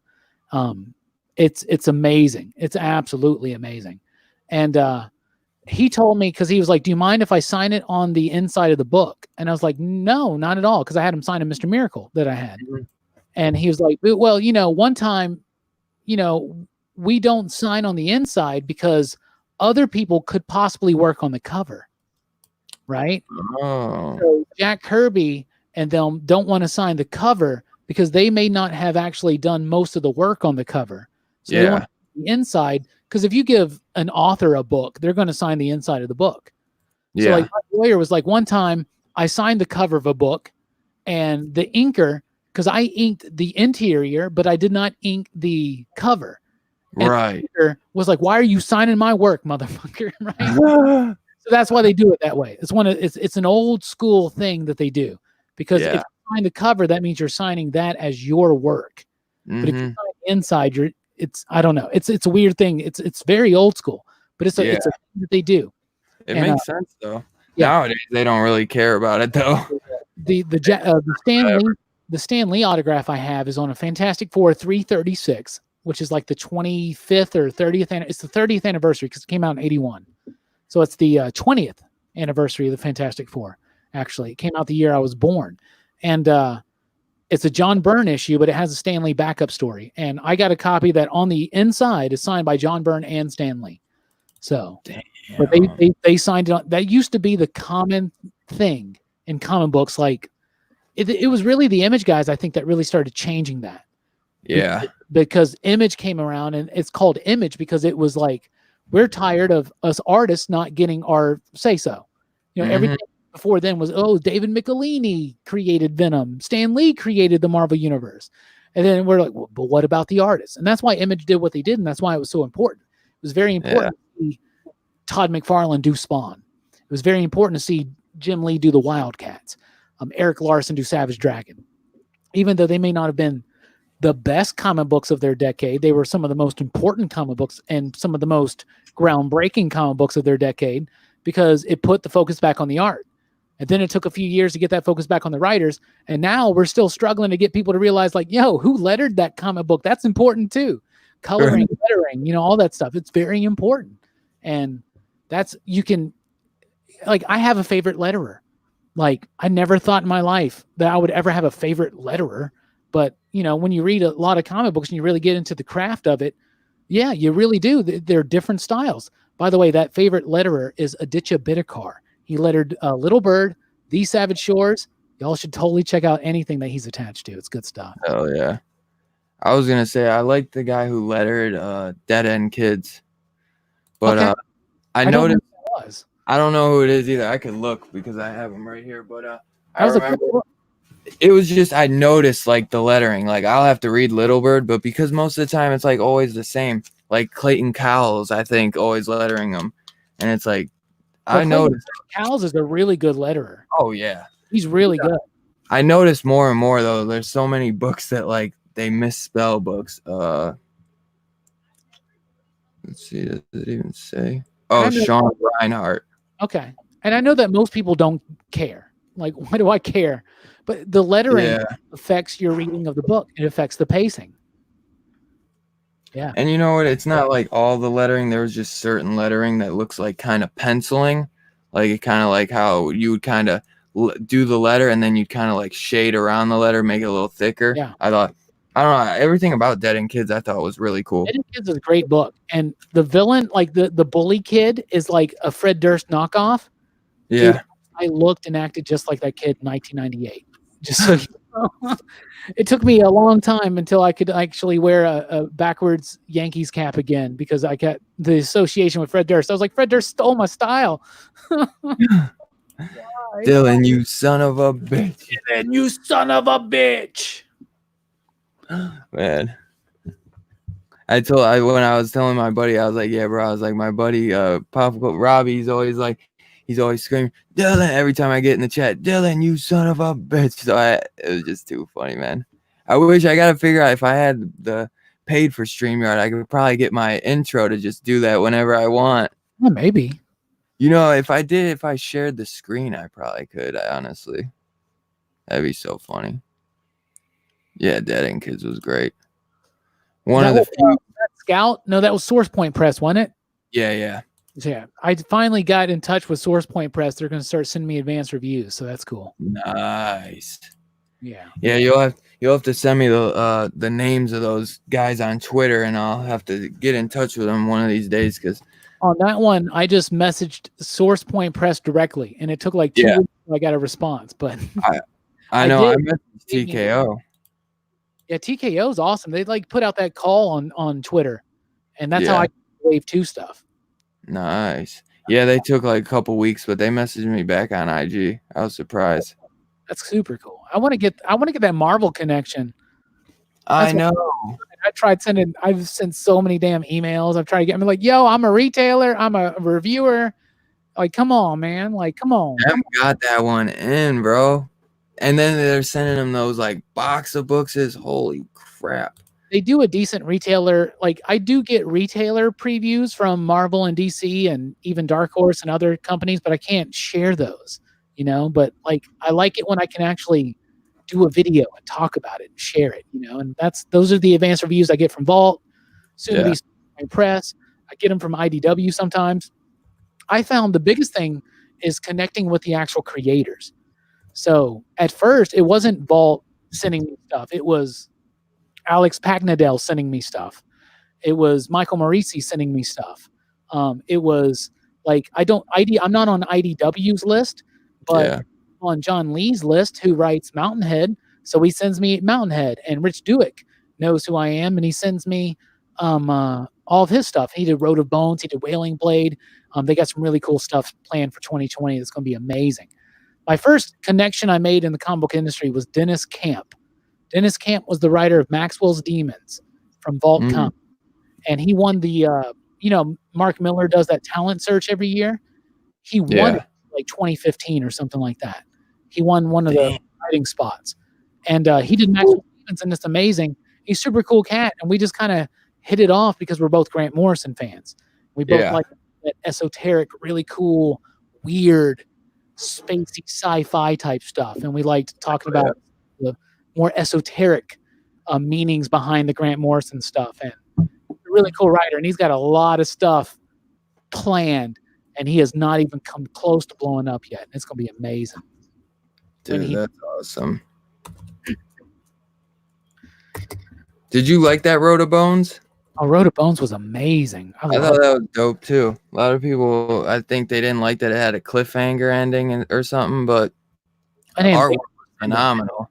Yeah, it was an ending where you're like, was it supernatural or was it all psychological? But I like that. I like books that are like, make it up. You got to make up your own mind. I like books that challenge. I like superhero books. They're like, here we go. bang, bang, bang, bang, bang. Did you like it? But some of these indie books, they're like, here you go. What do you think about it? Yeah. You know?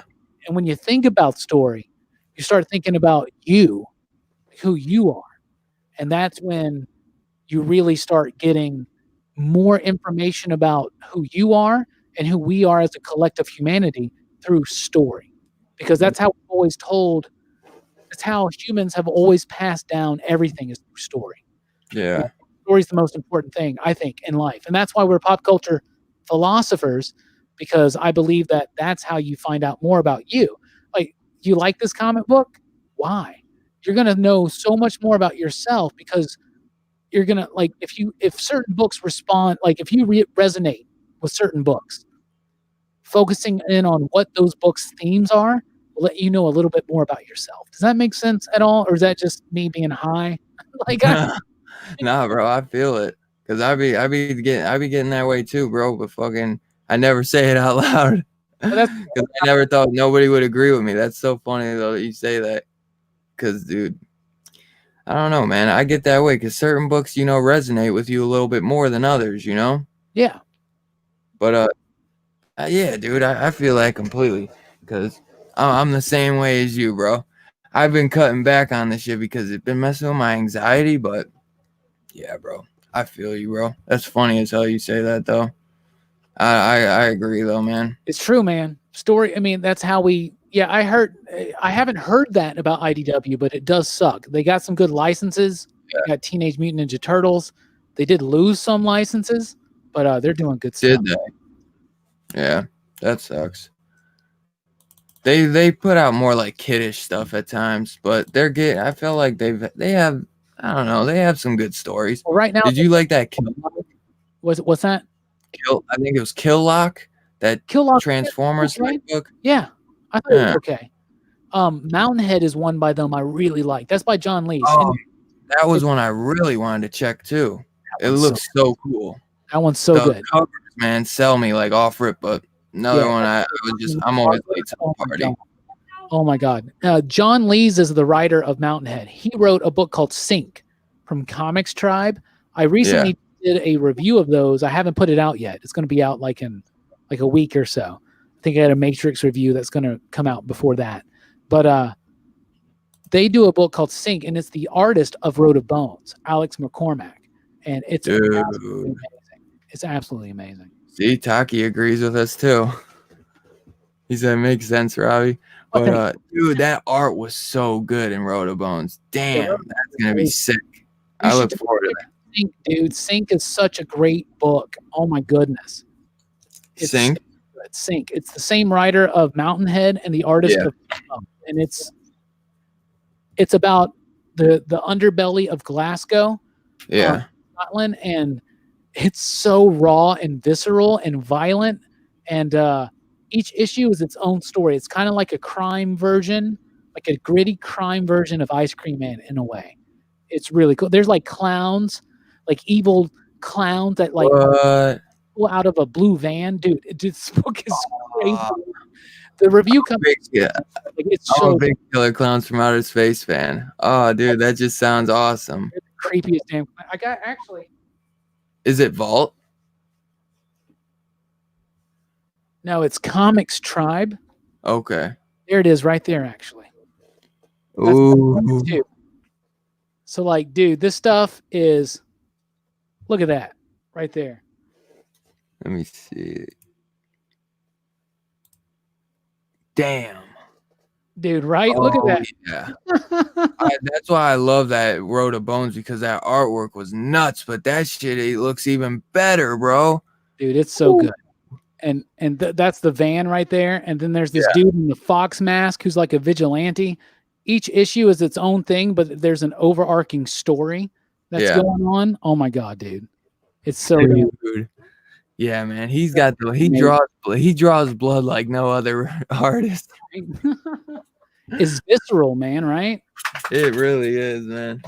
That's what I mean, because the story was good. Like, you had to use your imagination for Road of Bones a little bit, but it was still so good, man.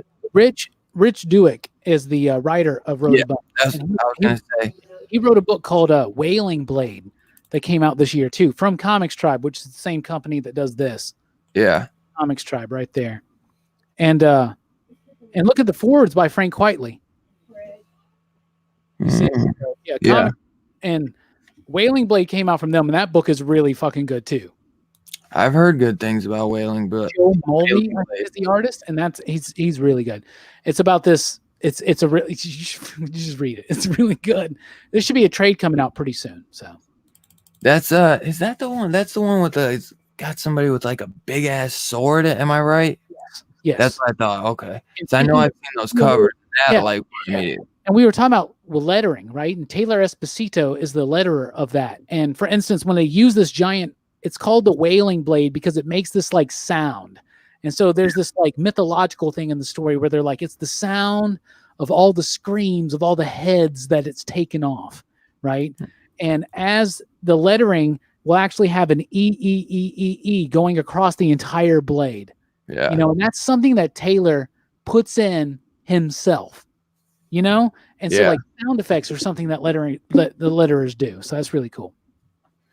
Chaos said, "Is there any title arc or run that you are embarrassed you've gotten into? Mine example is Strangers in Paradise." Oh man, Strangers in Paradise. That's my hometown hero. We love Terry Moore here, but I never got into Strangers in Paradise either.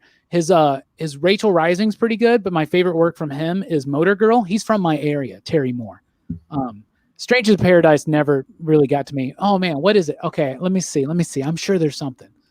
I'm kind of embarrassed that in the 90s I got into a book called Spirit of the Tao, like T-A-O, Tao, Spirit of the Tao. It was dumb. It was one of those Top Cow TNA books, right? And like I was into it, and I'm kind of embarrassed about that. I'm slightly embarrassed that I was into Dark Minds so much from Pat Lee. Because Pat Lee turned out to be a complete douchebag that ripped off a lot of people in the industry. But I do want to reread Dark Minds soon because I have all that stuff. So I don't know if that's so much of a guilty thing. And I'm sure there's plenty of Fantastic Four runs that I love that are really bad. So there's that kind of stuff. And I don't know, like I was really into that the early days of Wildcats when it was just ridiculous and it was Jim Lee and it was all muscles and it was just like muscles, legs, tits, and hair, you know, and guns. And it's terrible, but I loved it. So maybe stuff like that.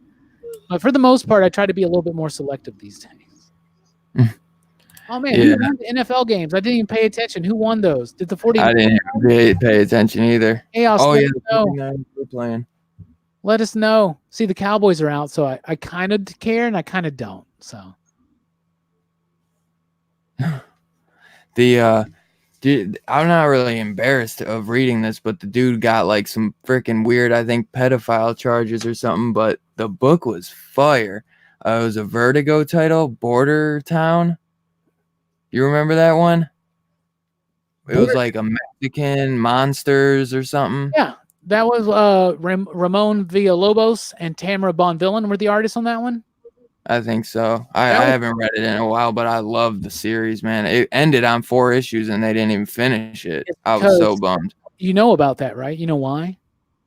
I remember hearing it, but now I like forget what even really happened. The writer was like Eric Esquivel or something. I don't remember. Yeah. Like I think that's it. Esquivel or something. Yeah, the writer was apparently a comic book store manager one time, and he got accused of sexual misconduct or something. And so the art team quit. So DC was just like, "Well, we're done," and they just dropped it. And so he's been out. Oh, the Niners lost. So he says FS San Francisco won. Wait, Niners lost. I have no what's going on. Fake news. What's going on? I know. Hold on. Ravens are losing to Tennessee and Vikings lost to 49ers. So they won. Yeah, go Tennessee. There we go. I'll say that. That's the closest thing. Hashtag me too, my shit. So I'll check that out. Brian, what up, my dog? That's the one, my boy Brian Lawrence. He's the one who sent me the mic and the webcam, man. Forever, dude. Go Brian. Chaos haven't read. I see. I misread Chaos's comment. Which one? favorite books? What are the most embarrassing books that you haven't gotten into yet? I get Oh, that's what it said? yeah, it said haven't gotten into. It Oh, was that's my fault because I read it to you. well, I read it wrong too, homie. I really Oh, did. yeah. Well, Um, maybe it was spell check. I'm not really that big into Saga. Like I know a lot of people are really big into Saga, and I'm not the biggest Saga fan, but I have read it, but I haven't gotten into it. But the biggest thing is I've as a comic book historian, as I'm called, I've never read the George Perez, Marv Wolfman New Teen Titans. And Oh, me either. I think I have like a dollar comic issue of it, but I never read it either. There's so many books I haven't read that I'd probably get bitch smacked because they'd be like, "What are you doing?" But hey, I've just gotten back into books the last like 3.5, like 3.5, maybe 4 years ago. So can't have read everything. I've just been reading the weekly books mainly. I've read some older stuff here and there, and now I've just really been able to get into more older books. man, I read a lot of stuff on the DC app before I canceled it, but like did you Jeff John's Aquaman and stuff. But finish Watchmen yet? no, I gotta read it, man. I've been like reading Lock and Key, so Oh and yeah. I just completely stopped Doomsday Oh, you so that definitely I can go back to Watchmen. You definitely want to read Lock and Key before that show comes out, which is Yeah. less than a month. Yeah, I know. That's why I was like, I gotta read it before because I always once you watch the show, I'm gonna be like, no, I'm never gonna read the book or something. You know what I mean? So I'm like, I gotta read the book before the show comes out because I'm a big Joe Hill guy, and I've loved his father's work since I was a kid, man. Like I was reading the Stephen King novels when I was way too young to be reading them. Oh yeah. Watching all his movies and stuff. Like I have a whole shelf filled with Stephen King movies. What's your favorite Stephen King story? The story, probably Salem's Lot. Dude, me too. Are you serious? Wow. I I'm a swear. Dracula fan. That book's almost written like Dracula. It's amazing, dude. I got it on Blu-ray. I got my copy right in my drawer. I got that In same my copy. sock drawer. I The got that same same copy? Salem's Lot, Stephen King brothers, man. Dude. That is we're not even Glob homies now. We're Salem's Lot brothers, bro. Salem's Lot, dude. That is too awesome. I got two. I almost said issues. I got 2 novels left in the Dark Tower, which has been waiting on me for years, man. Yeah. I've been really hesitant to get. It's hard for me to get into the novels because I read a lot of nonfiction novels, and then I read a shit ton of comic books. Yeah. So when it comes to fiction novels, I'm like, man, it's like every so often. But I got Song of Susanna next. It's like literally, I can see it. It's like right over there. Dude, I Dylan, remember reading The Gunslinger. step out for just a second. I'll be right back. No worries, brother. Okay, unless you're ready to go. Oh no, bro, we can go a little bit longer because at midnight. I think I might have another show, but dude, I'm good. I'll go as long as you're down to go, bro. Are we Eskimo brothers? We're Eskimo brothers as far as Salem's Lot goes, I guess. I'll be right back, man.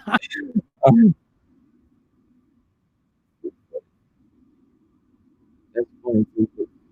He's a big Dracula fan, but I go more with the wolf. But Salem's Lot is this shit.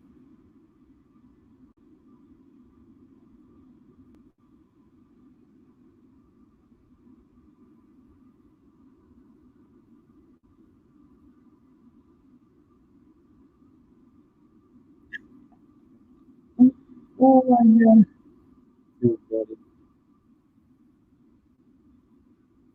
Yeah, you definitely should, big. Old school fantasy where you can go wrong. But I haven't read that stuff. But that old fantastic story is the shit.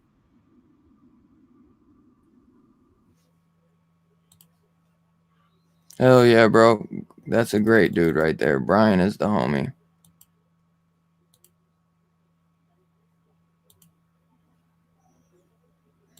Yeah, bro. He blessed me, man. I couldn't even do these live streams probably without what he hooked me up with. So, I mean, if I could, they would just be shitty ass quality. So, yeah, man, I like the Riverdale show. I've fallen off it lately. Why I remind you of Cujo? My dog is like Cujo, man. He'll bite that ass. Nah, not. I'm totally kidding. My dog is the sweetest. But I love Cujo too, man. I feel so bad for that dog every time I watch it. Damn poor dog. Long Batman, Long Halloween right now. Dude, I want to read The Long Halloween too. So bad. I have it on my list because that's another one that I got to read because I hear that that's what the story is going to be based off of the new Batman. Needful Things is my favorite. That's a good one. That's a good one. Also, second Omni for the boys. Second Omni. Get Audible and listen that 2-speed for the novels. Yeah, but don't Audible cost money? I got an app that I just put my library card in. Shoot me another link. This one, I didn't shoot you a link to begin with, Tom. And I didn't even see your email, but probably more solo. This one just a duo tonight, Tom. I'll have to get you in there another day. My fault, brother. Because we ain't going to be going too much longer anyways. He wasn't a violent dog. He was sick with rabies. That's what I'm saying. Cujo was the shit. Cujo. But oh, Audible. I have Audible. It's great. But I listen to nonfiction stuff there. I love listening to like audiobooks. I have only listened to the nonfiction stuff. Like I listen to a lot of like Robert Greene, Carl Jung, Robert Anton Wilson. Cosmic Trigger is on Audible. The cool thing about Audible is like your first month is free. So each month, it's like $16 or something. Yeah. And you get 1 credit, and 1 credit is good for any book, no matter what its cost. Yeah. And your first month is free. So you can just get 1 for free. But it's Audible's great. I love Audible. I love audiobooks, man. Yeah, they're great. And I listen to them at double speed. But if anybody wants to get into Audible, and they don't sponsor me nor Dylan, I'm sure, but Cosmic Trigger by Robert Anton Wilson is on there. And I swear to God, I swear to the gods, that is the book to listen to on Audible. 100%. Right now I'm listening to, I got 48 Rules of Power on there. Right now I'm listening to some Jay Peterson stuff, just to see what's going on there. But dude, Robert Anton Wilson, Cosmic Trigger. Oh my goodness. I can't believe it's on Audible, but it is. And it's mind blowing. Dylan, if you ever get Audible, that should be your first book, and you should listen to it. It will change your life. Trigger? You said Cosmic Trigger? I put it, everything you've been saying and mentioning, I've been writing it down so I don't forget. Well, don't check out Cosmic Trigger unless you're ready to have your whole life changed, homie. I'm hoping it's on YouTube so I can listen, because I've been listening to a bunch of the Witcher audiobooks, the Star Wars novel audiobooks, and sometimes like I only listen to them if they got the whole story, because I can't get teased with only half the book. But yeah, Tom, I'll be on probably G-Man, the Comic Book G-Spot show later, so unless I'm too tired to make it, but yeah. So we're trying to get you ramped up, Dylan, so that you can make it. Yeah. No, well, I'll probably get something to eat before and just chill. You know how it is, man. I've been up early. I started cooking some food this morning. My mom's tripping about me not cleaning. I'm like, well, I cooked the meal for the family, and I told you how my house flooded and leaked. I steam cleaned the house twice. I cleaned up a bunch of stuff, cleaned the fish tank out, did a bunch, and she's like, well, you didn't do the kitchen floor. And it's like, I cleaned the whole kitchen sink. I cleaned all the dishes. I made food for everyone. And it's like, you're telling me about the damn sink? Like, can I have the Saturday to do some live streams? I haven't even been able to do my weekly videos. I haven't got my Venom video, Power Rangers video, reviews. I mean, when I say that, yeah, what else? My Dawn of X ones. I usually do like all the Dawn of X books that come out that week in one video. But it's like, damn, come on. But I understand it, because I gotta step up and do some more. But it's like I'm trying to focus on chilling with my homies on the live stream. The only sink you need to worry about right now, Dylan, is this one, right? Hell yeah. Dude, man, that by the way, there it is. I told you.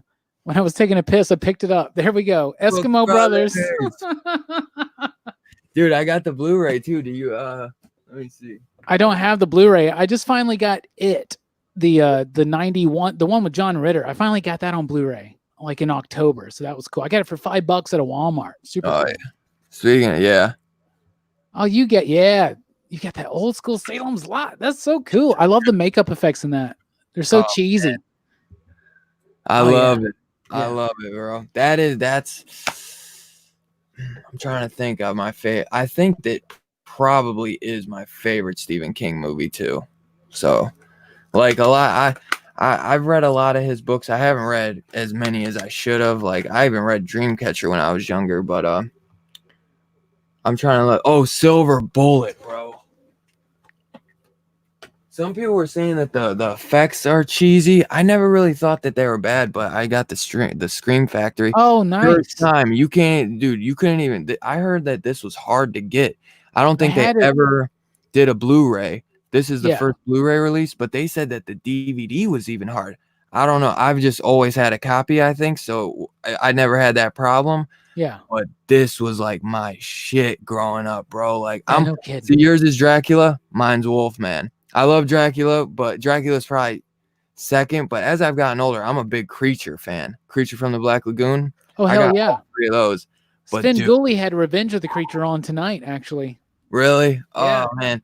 I can't remember I think he's like from Cleveland. I could be wrong, though. He might be. They film in Chicago now. Okay, maybe I might be I was probably completely off base. He might be. You know, Bendis is from Cleveland. Do you know that? Yeah, I know that. I still gotta open this sucker too, man. I had to get that case, man. Like I had a DVD set that had The Stand, Dead Zone, Silver Bullet, and Graveyard Shift, but I don't have it anymore. Really? But yeah, really cool. I especially once I heard that it's hard to get, I kept my DVD.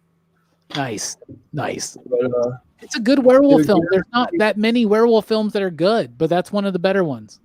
Yeah, I guess they say the werewolf looks a little cheesy in it, like he looks more like a bear, but I guess Stephen King wanted it to be different than The Howling and American Werewolf. Yeah, well, they couldn't get. You ever see this one? They couldn't get Baker, right? Oh yeah, The Night Flyer. I watched that when I was a kid. Yeah. Small, dude, not a kid. This is a hard DVD kind of to get. It's hard to get. It's out of print, and I got it. I think I got it for like $10 on Mercari, but it can go for like 20 to 30. I got lucky on Mercari, but man, it's a good ass movie. Like a vampire, flying from state to state in a little thing, in a little small plane. Yeah. I love it, man. And I forget the guy who was in it. It's like Dracula 2000, what it wanted to be. Yeah. Miguel Ferreira too, which I think he passed away. But yeah, there's some good ones, man. I haven't checked out the 11/22/63 yet, Bruce. I heard that's good things. My girlfriend is a huge Stephen King fan. She's read almost every single book. Creep Show. I gotta get the second one, man. I don't know why I don't have the second one. I have the second one on Blu-ray. Do you? I gotta get that one. Think I've been passing because I have this on DVD, and I'm like, I gotta buy a Creep Show 2 on Blu-ray, but then I gotta go back and buy Creep Show 1 on Blu-ray. Yeah, you got to. I got them both right now on Blu-ray. Creep Show 2 is okay, but like it doesn't have Ted Danson in it. You know what I'm saying? So I'm like, dude, they got a Scream Factory coming for this one. Oh, Pet Sematary too, with Edward Furlong on Blu-ray. So I don't know. A lot of people don't like this, but then there's some people who love this one better than this. I don't know if I like this. Way better, right? It is, but I still love this one. This first one's way better, but the second one is just like fun. Did you watch the new one yet? I can't even get through it. I have watched it though. They ruined it. They ruined it because I heard they changed. Yeah, I heard they changed stuff. Yeah, and they give it away in the fucking trailer. Yeah, dude, the way that have you seen it? I haven't seen the movie. I've seen the trailer. That movie came out like you saw the trailer, it's ruined for you. That movie came out like the month that one of our animals died. So I was like, well, I'm not fucking watching Pet Cemetery. You know what I'm saying? Sorry to hear that. Yeah, well, it happens, right? But like, yeah, like there's no way you're gonna watch Pet Cemetery that week. Yeah, man. No, not at all. The Peace Out Chaos. Oh no, he's saying later geek. My bad, later comic geek, brother. But I got Graveyard. Hell yeah, man. This one I actually like. Sometimes people will kill me, but that's the Mick Garris shining. Yeah, and this is Stephen King's script. Yeah, but you know what's a good one that some people don't talk about? So good, bro. I've never seen that. Storm of the Century. No, never. If you ever like winter type horror movies where it's like there's a storm, and the guy who they get in this, man, he is so good. Like he's so memorable. Like I love his performance in it. I have to check that out for sure. But I even got this trash. I liked it when I was a kid. Tommy Knockers. It's such trash. I heard they might redo it, but I even got this is another one that's out of print. I got that as a Christmas gift one time, and I think I sold it. I think my girlfriend told me it wasn't very good. Like I said, she's a big King head. She loves Stephen King.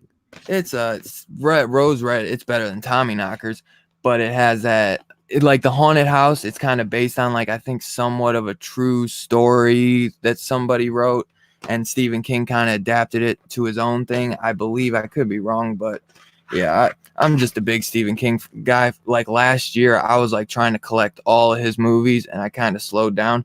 So these were a bunch. You should, Dylan. Yeah. One God Tank just shouted out the Lost Boys. Cry, little sister.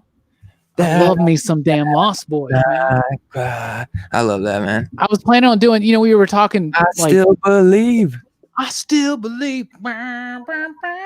Sax man, dude.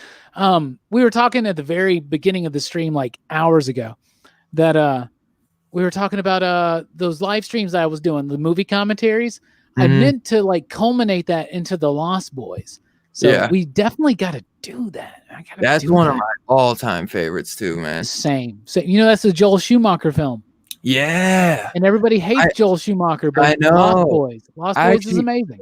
I kind of forgot it was Schumacher, and then I was watching this In Search of Darkness documentary, and it was like 4 hours long for all 80s horror. If you ever heard of it, it's kind of newer.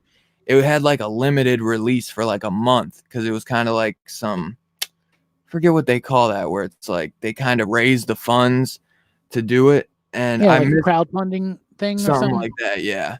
I missed to buy it, but I streamed it, and it was so good, man.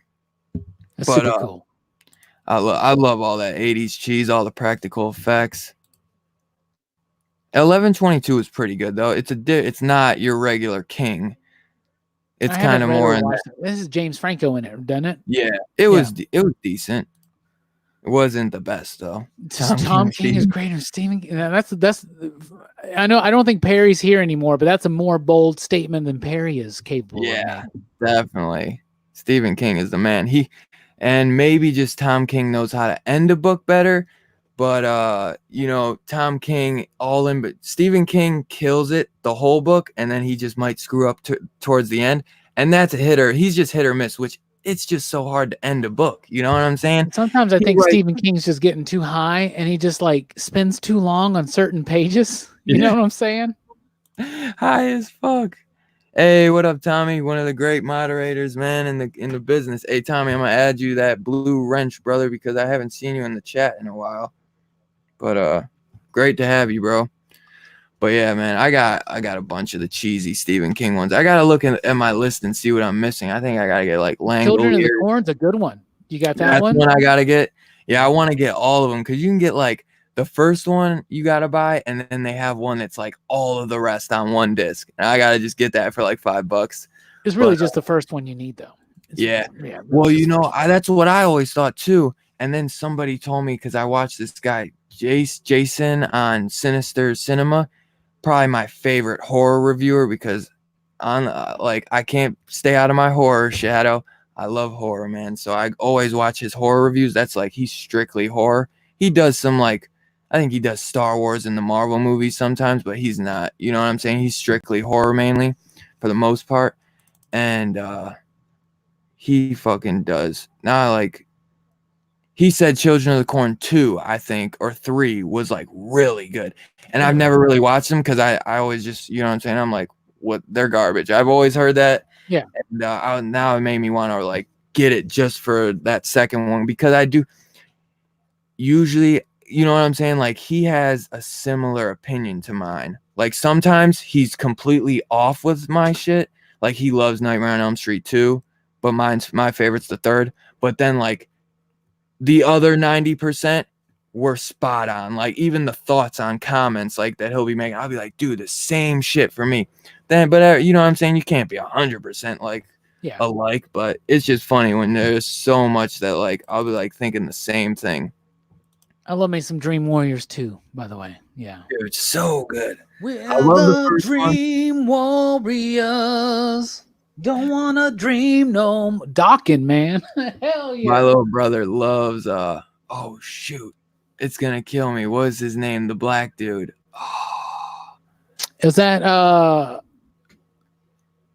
oh man, that's gonna kill me too, because I know it. You about Lawrence Fishburne? No, in Dream Warriors, the guy in the hospital and he gets killed in the fourth one. Yeah, ooh. I don't remember the character's name. I know who you're talking about, though. Yeah, I mean, it's gonna kill me. Oh my god! And it's the same dude that plays him in 4. Yep. Patricia Arquette doesn't come back for 4, but that. And then his dog pisses on the grave of Freddy, and then squirts out the fire and brings him back. Oh, where is it? Oh, goodness. Kincaid. Oh, there you go. Yeah. Lost Boys, though, man, that is a good one. But dude, so that Pet Cemetery. So like in the trailer, they show it as the girl's gonna die instead of the young boy, right? Yeah. You saw that? So when they show you in the movie, they do like a bait and switch. Like, you think you're about to see the boy get killed, like the original, and it's a total bait and switch. So if they would have never gave that away in the trailer, you would have been like, oh, they just totally switched it up on us, man. But they give it away in the trailer. People were so pissed about that. I bet I would be pissed. I've tried to watch it a few times and I just can't get through it. It's just boring. It's boring, man. They're like sitting on James Clark and damn it, the other guy, the old guy who plays the neighbor, and he's a good John Lithgow. He does a decent job, but he is not. He's not Herman Munster. Herman Munster. I couldn't think of his name. Fred Gwynn. I don't know what his real name is. It might be Fred Gwynn. I could be wrong, but yeah, he ain't Herman Munster, man. He don't got that. He doesn't even do the Boston accent or nothing. Okay. And, oh, dude, they're just sitting on the couch, like looking at books, like, oh, this is that. This is why this, and it's like, I don't care. Like, just show me some crazy shit. But I've tried like 3 times and I couldn't get through it. That's when it's like Fantastic Four to me, the Michael B. Jordan one. I can't get through it. I've tried. I've given it a couple shots even, man. Oh, the first half of that movie's great.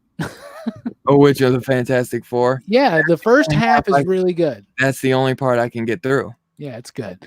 And then it's got a great scary doom part. But yeah, we actually have a movie review for that on the channel, Dylan, from back in the early days. And really? I feel like I might have seen it, but I might. So, yeah, it's I'm like, in that video, me and Jelani both are trying to like justify any reason to see this movie. And I'm like, well, when Doom is like blowing up people's heads, that's fucking scary. I never seen the Dead Zone TV show. I've seen the movie. Yeah, the TV show had Anthony Michael Hall in it from Breakfast Club. Yeah. And Johnny Be Good. Yeah. I do. I have The Stand. That one's decent. It's really long though. Yeah, they're remaking The Stand for CBS All Access. I'm super That's what I thought. Yeah. Whoopi Goldberg is Abigail. How cool is that? Oh, that's crazy. That's super cool. She was on The View. Is that The View, the show that she's on? I don't know. She showed up. She had her white dreads in because she was doing Abigail. That's super cool. Yeah. You ever see Sleepwalkers? I like that one. Mark Hamill makes a goofy appearance in it. He does. It's goofy is a good word to describe that one. Goofy as hell, but for like, oh my God. I still love it though. Like the mom and son love is like that's the real goofy part. But for some reason I love the werecat. Yeah. The werecat. It's the like you take that love and son, the mother and son thing out, it's a lot better of a movie. I just try to ignore that. And then we get a young, I think it's the girl from Sopranos, and she is so hot in that. I think it's the good Melody or whatever her name was. Like I think so. Okay. I believe so. I think so. Y'all remember? I remember Signs. Hell yeah. Who doesn't? I remember Scary Movie 3 making the shit out of that fucking movie. Michael Jackson pulling off the like skin of Michael Jackson, and he's an alien. Yo, dude, we could do a damn Stephen King movie review show. Yeah, we could. We could do the Universal Monsters and Stephen King, bro. Hell yeah. Yo, we got a lot. You guys got a lot to look forward to now, man. This is just the beginning. My thing about Signs is this. If these aliens are so deathly allergic to water, why in the hell would they come to Earth? Which is like 3/4 water. Like why in the hell would you come to Earth? Yo. Anyway, yeah. M. Night Shyamalan's got to think about water. We get that. And why are they just making and doing all that with the crops? Damn, you guys like what? That's a lot of time on your hands, bro. Yeah, I'm just why. So water can, water's it. We throw some water at you, you're gonna run away. So why do you come to Earth? They can't open doors unless that's just Scary Movie 3. See, I get too much of that confused now because I've seen it too much. Ravens are out. Wow. Oh, Ravens are out.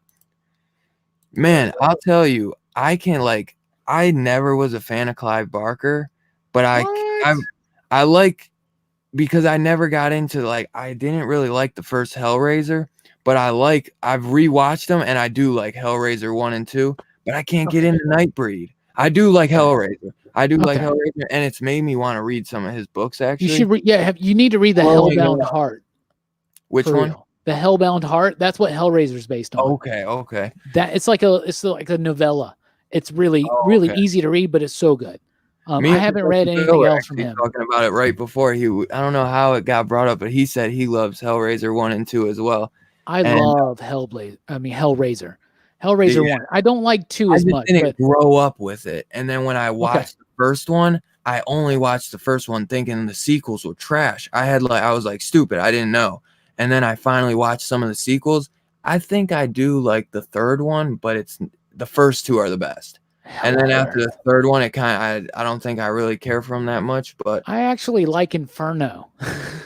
That's number 5, I think. Okay. 5, 6, and 7 I like. I'll be honest with you. I ended on 4. 5, 6, and 7 I like. 5 is Inferno, and then there's one called Hellworld is not good. God, I don't remember what they're called now. There's a couple after Inferno. One of them has the guy that plays Mayhem in them damn insurance commercials. And it's good.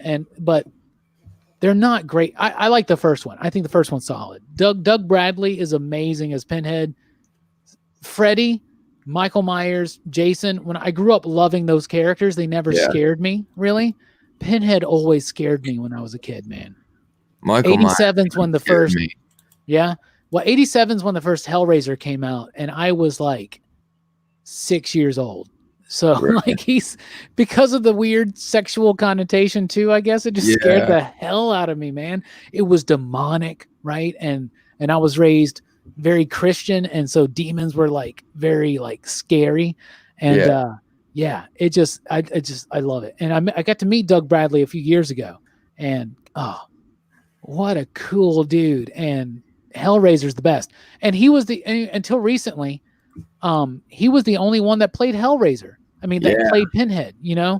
And so you didn't really get, Robert Englund was the only guy that played Freddy for a long time. So that's cool too. But so many people played Jason. So many people played Michael.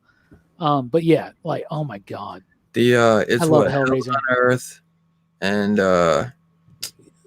is it Hell on Earth? Okay. I remember the guy that threw the CDs and killed people with CDs. Yeah.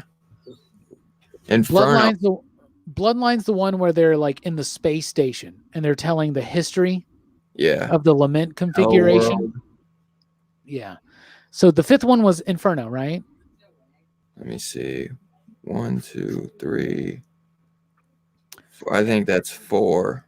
Or wait, no. Yeah, no, it is 5th. Bloodline. Wait. 1, 2. Because it 4 just shows should be the Bloodline. years. 3, 4. Yeah, it's 5. Inferno's 5, and then Hell World is 6. Hell World is good. Then there's Dead Again or something like that. Hell Seeker. Oh wait, no, Hell Seeker is actually 6, and Hell then Seeker. Hell World. And then there's Deader. Deader came out 2005, and so did Hell World. Deader's before Hell World. Deader's better. Okay. Hell World, I think, is the last one. It's not good. I think there's a different Pinhead in that one too. That guy Jason, who I told you about, Sinister, he was like, he didn't like him either. He said growing up, and then he went back and rewatched them, and I was kind of rewatching them with him, like going through the live stream, like his shows, and I was like, they're not as bad, but I still Nightbreed. I don't know. I can't get into that one. I didn't get into it as much, but I hear that the director's cut's a little bit better. That's what I hear too.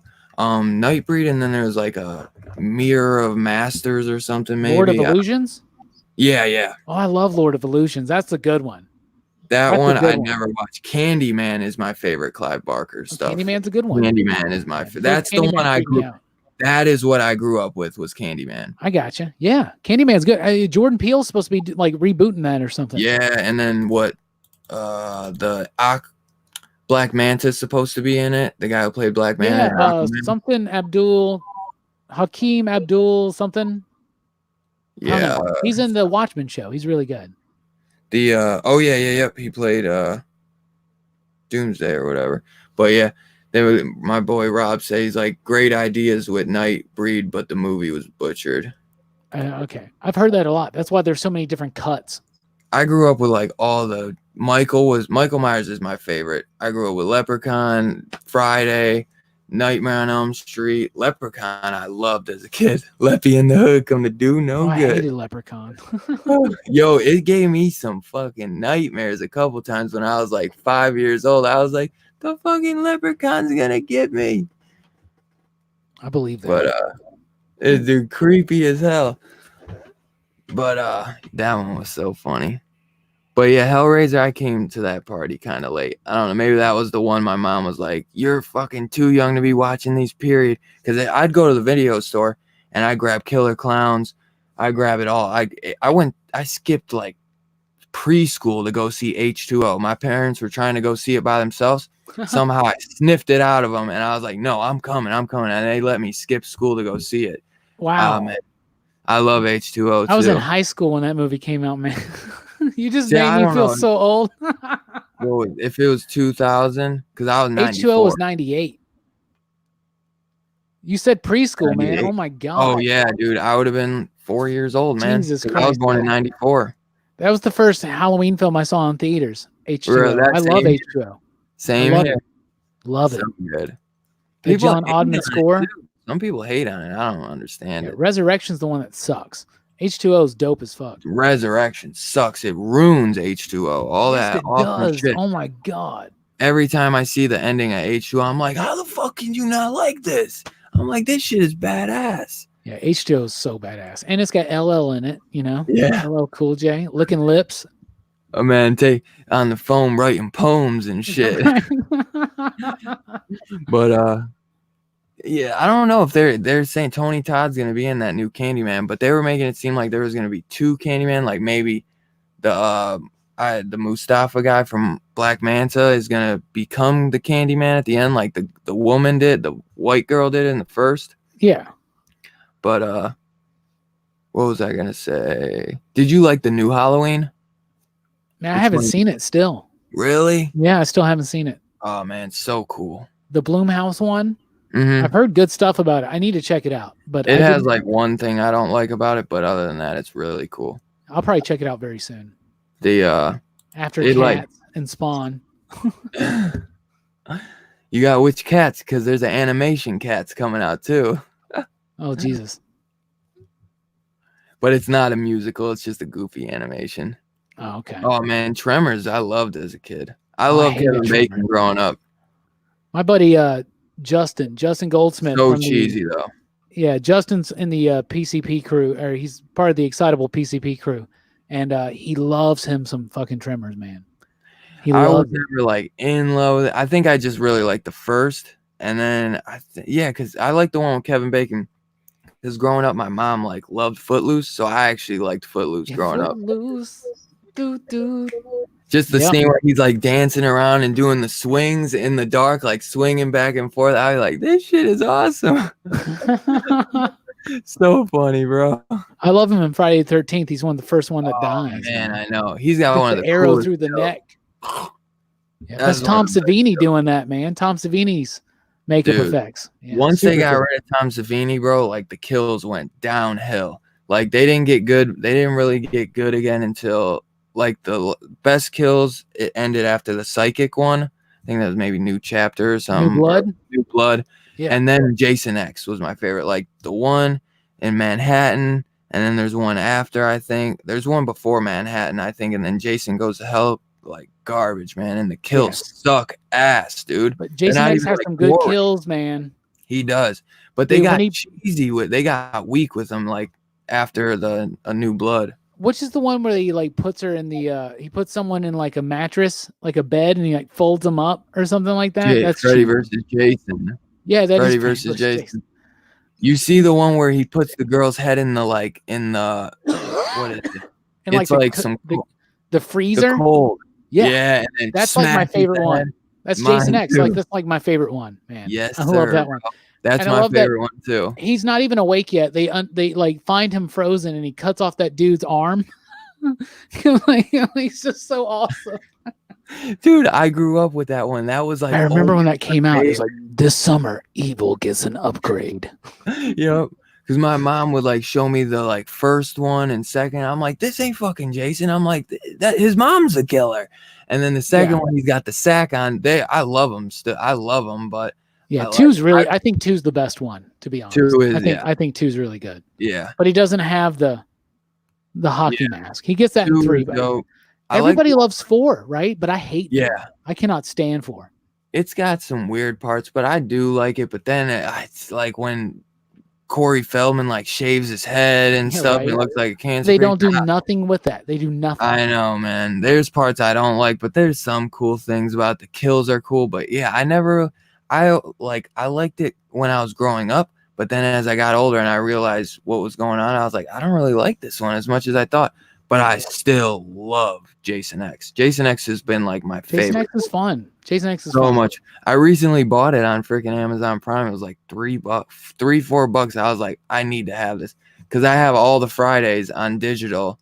I have like the first 4 on DVD. I wanted to get that 8-disc Blu-ray set for like 12 on, but I missed the price. I missed the good price. But my first year in college was 1998. But I got all of them besides Jason Goes to Hell and Jason Goes to Manhattan. I kind of like the one with the Roy guy. That one's not so bad. The kills suck though. The Roy guy. What are we talking about? It's the one where it's not Jason. Oh, New Beginning. New Beginning. They're at the halfway house. Tommy's at the halfway house or whatever, right? And there's a copycat killer. I like that. I do too. I think the guy they got to play Tommy is pretty damn cool because he's all. He's the best one. Because the guy that played him in 6 kind of sucked because and Tommy's so stupid. Like, think about it. Jason would have stayed dead forever. Then he digs him up at the beginning of 6. I'm gonna go dig him up.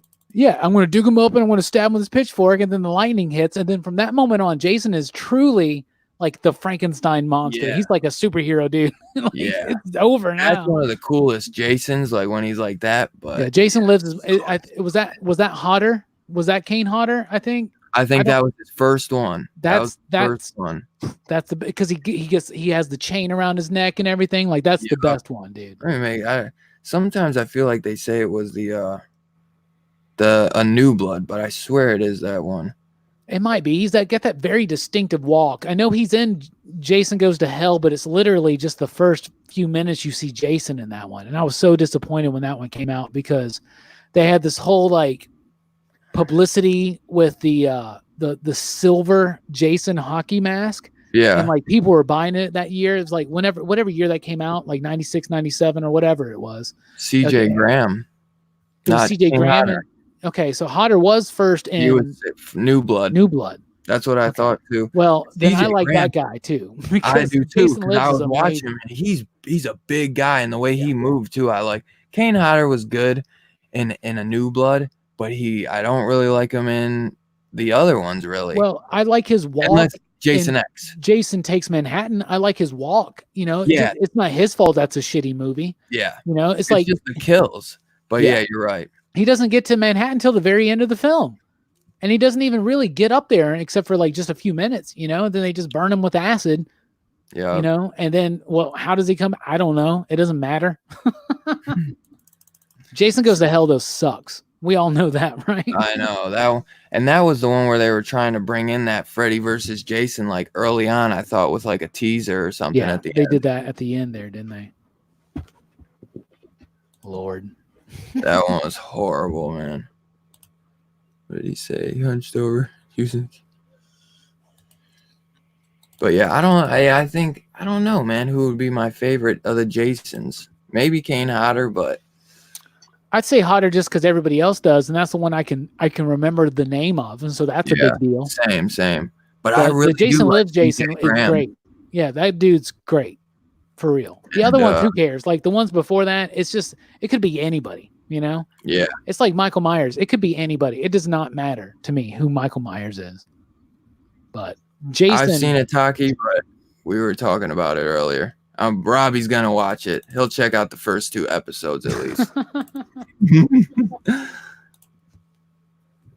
But yeah, I think the guy, because they did good on the makeup for the first one when they pull her out, when he jumps out and pulls the girl down from the boat, Tom Savini. Yeah, that dude's in a band now, and he tours all the time. He's here all the time and around this area around Halloween. We have a haunted house down near Birmingham called Atrox Factory, I think. It's really cool. But his band is named First Jason. It's like it's like a punk metal band or something like that. Oh my god! I've never seen them, but I hear good things about them. But yeah, First Jason is the name of the band. That's too funny. Talk about turning a one-time thing into a come up. Yeah, no kidding, right? Who is my guest, Joey? What you mean? This is my boy Rockin' Robbie Billups, Pop Culture Philosophers. If you are not subbed to him, Joey Bag of Sevens, you gotta be, bro. This man puts out great content. You're far too kind, Dylan. Well, I only speak the truth, man, and I would never lie to the people. Well, thank you. But you know that's my thoughts, bro. You're one of my favorites, bro. Ah, man, appreciate that. And dude, you got something great going on here, man. And we're gonna have to wrap this up because I'm about to have to go. Unfortunately. Oh, no worries, bro. I told you I'm here as long as you are, bro. Dude, we went a while, man. This was fun. Hell yeah. We should do this again soon. Bro. Dude, no doubt, bro. Next time you're free, just let me know and I'll get the day together, bro, and we'll I'll put everything to the side and we'll make it happen. Heck yeah, man. Maybe next Saturday we should do another one. Hell yeah, bro. I'm down, dude. I'd probably be down with that. Hell yeah, bro. Well, just let me know you're throughout the week if you're still able to do it and we'll make it happen, bro. Absolutely, homie. Hell yeah, dude. Well, if you want, we'll wrap this up. We'll just wrap it up together and I'll if you want to say anything, let the people know if you got anything popping, because like my dude Joey said, he might not know you, but yeah, I'll put your link in there down for Joey, but let them know if you got a video coming out this week or something, so they know where to check you out on IG or whatever. Here, I'll give absolutely. Just find us here on YouTube, Pop Culture Philosophers. We just released the weekly pop culture wrap up this morning. It's the show I release every Saturday morning, where we talk about the week's pop culture news. And then every Tuesday night, I do a weekly comic book review, and I usually cover anywhere between 30 to 40 comic books. And it's usually up on Tuesday night. And tomorrow night, I got a live stream. We do a live stream every Sunday night, Rockin' Robbie Live tomorrow, 7 p.m. U.S. Central Time. So join us there. Hopefully Dylan will be there. He's usually there, that son of a bitch. And it's usually fun, and we have a great time. So join us 7 p.m. Central tomorrow for Rockin' Robbie Live on Pop Culture Philosophers. Always there, brother. Always there. I dropped the link, Tommy, so it should work. I mean, I don't need to have a blue wrench for my own channel, so you guys should be able to click on it just fine. But you guys already know. the channel, Dylan's Comic Book Rants. Thank you for everyone who came and joined. Dude, this was a great stream, man. I got my boy Rockin' Robbie on here. So glad I could get him on. Like I said, if you've been watching him for a while, so it was great to get to hang out with him. We passed 300 subs today, so that was great, man. Next, we got to get that 400 or 500. Then we're going to get that 1K, bro. 2020, 1K, and we get monetized. You know what I'm saying? We're going to have to reach out to some publishers and get some stuff going. But yeah, man, thank you so much for everyone hanging out. I really appreciate it.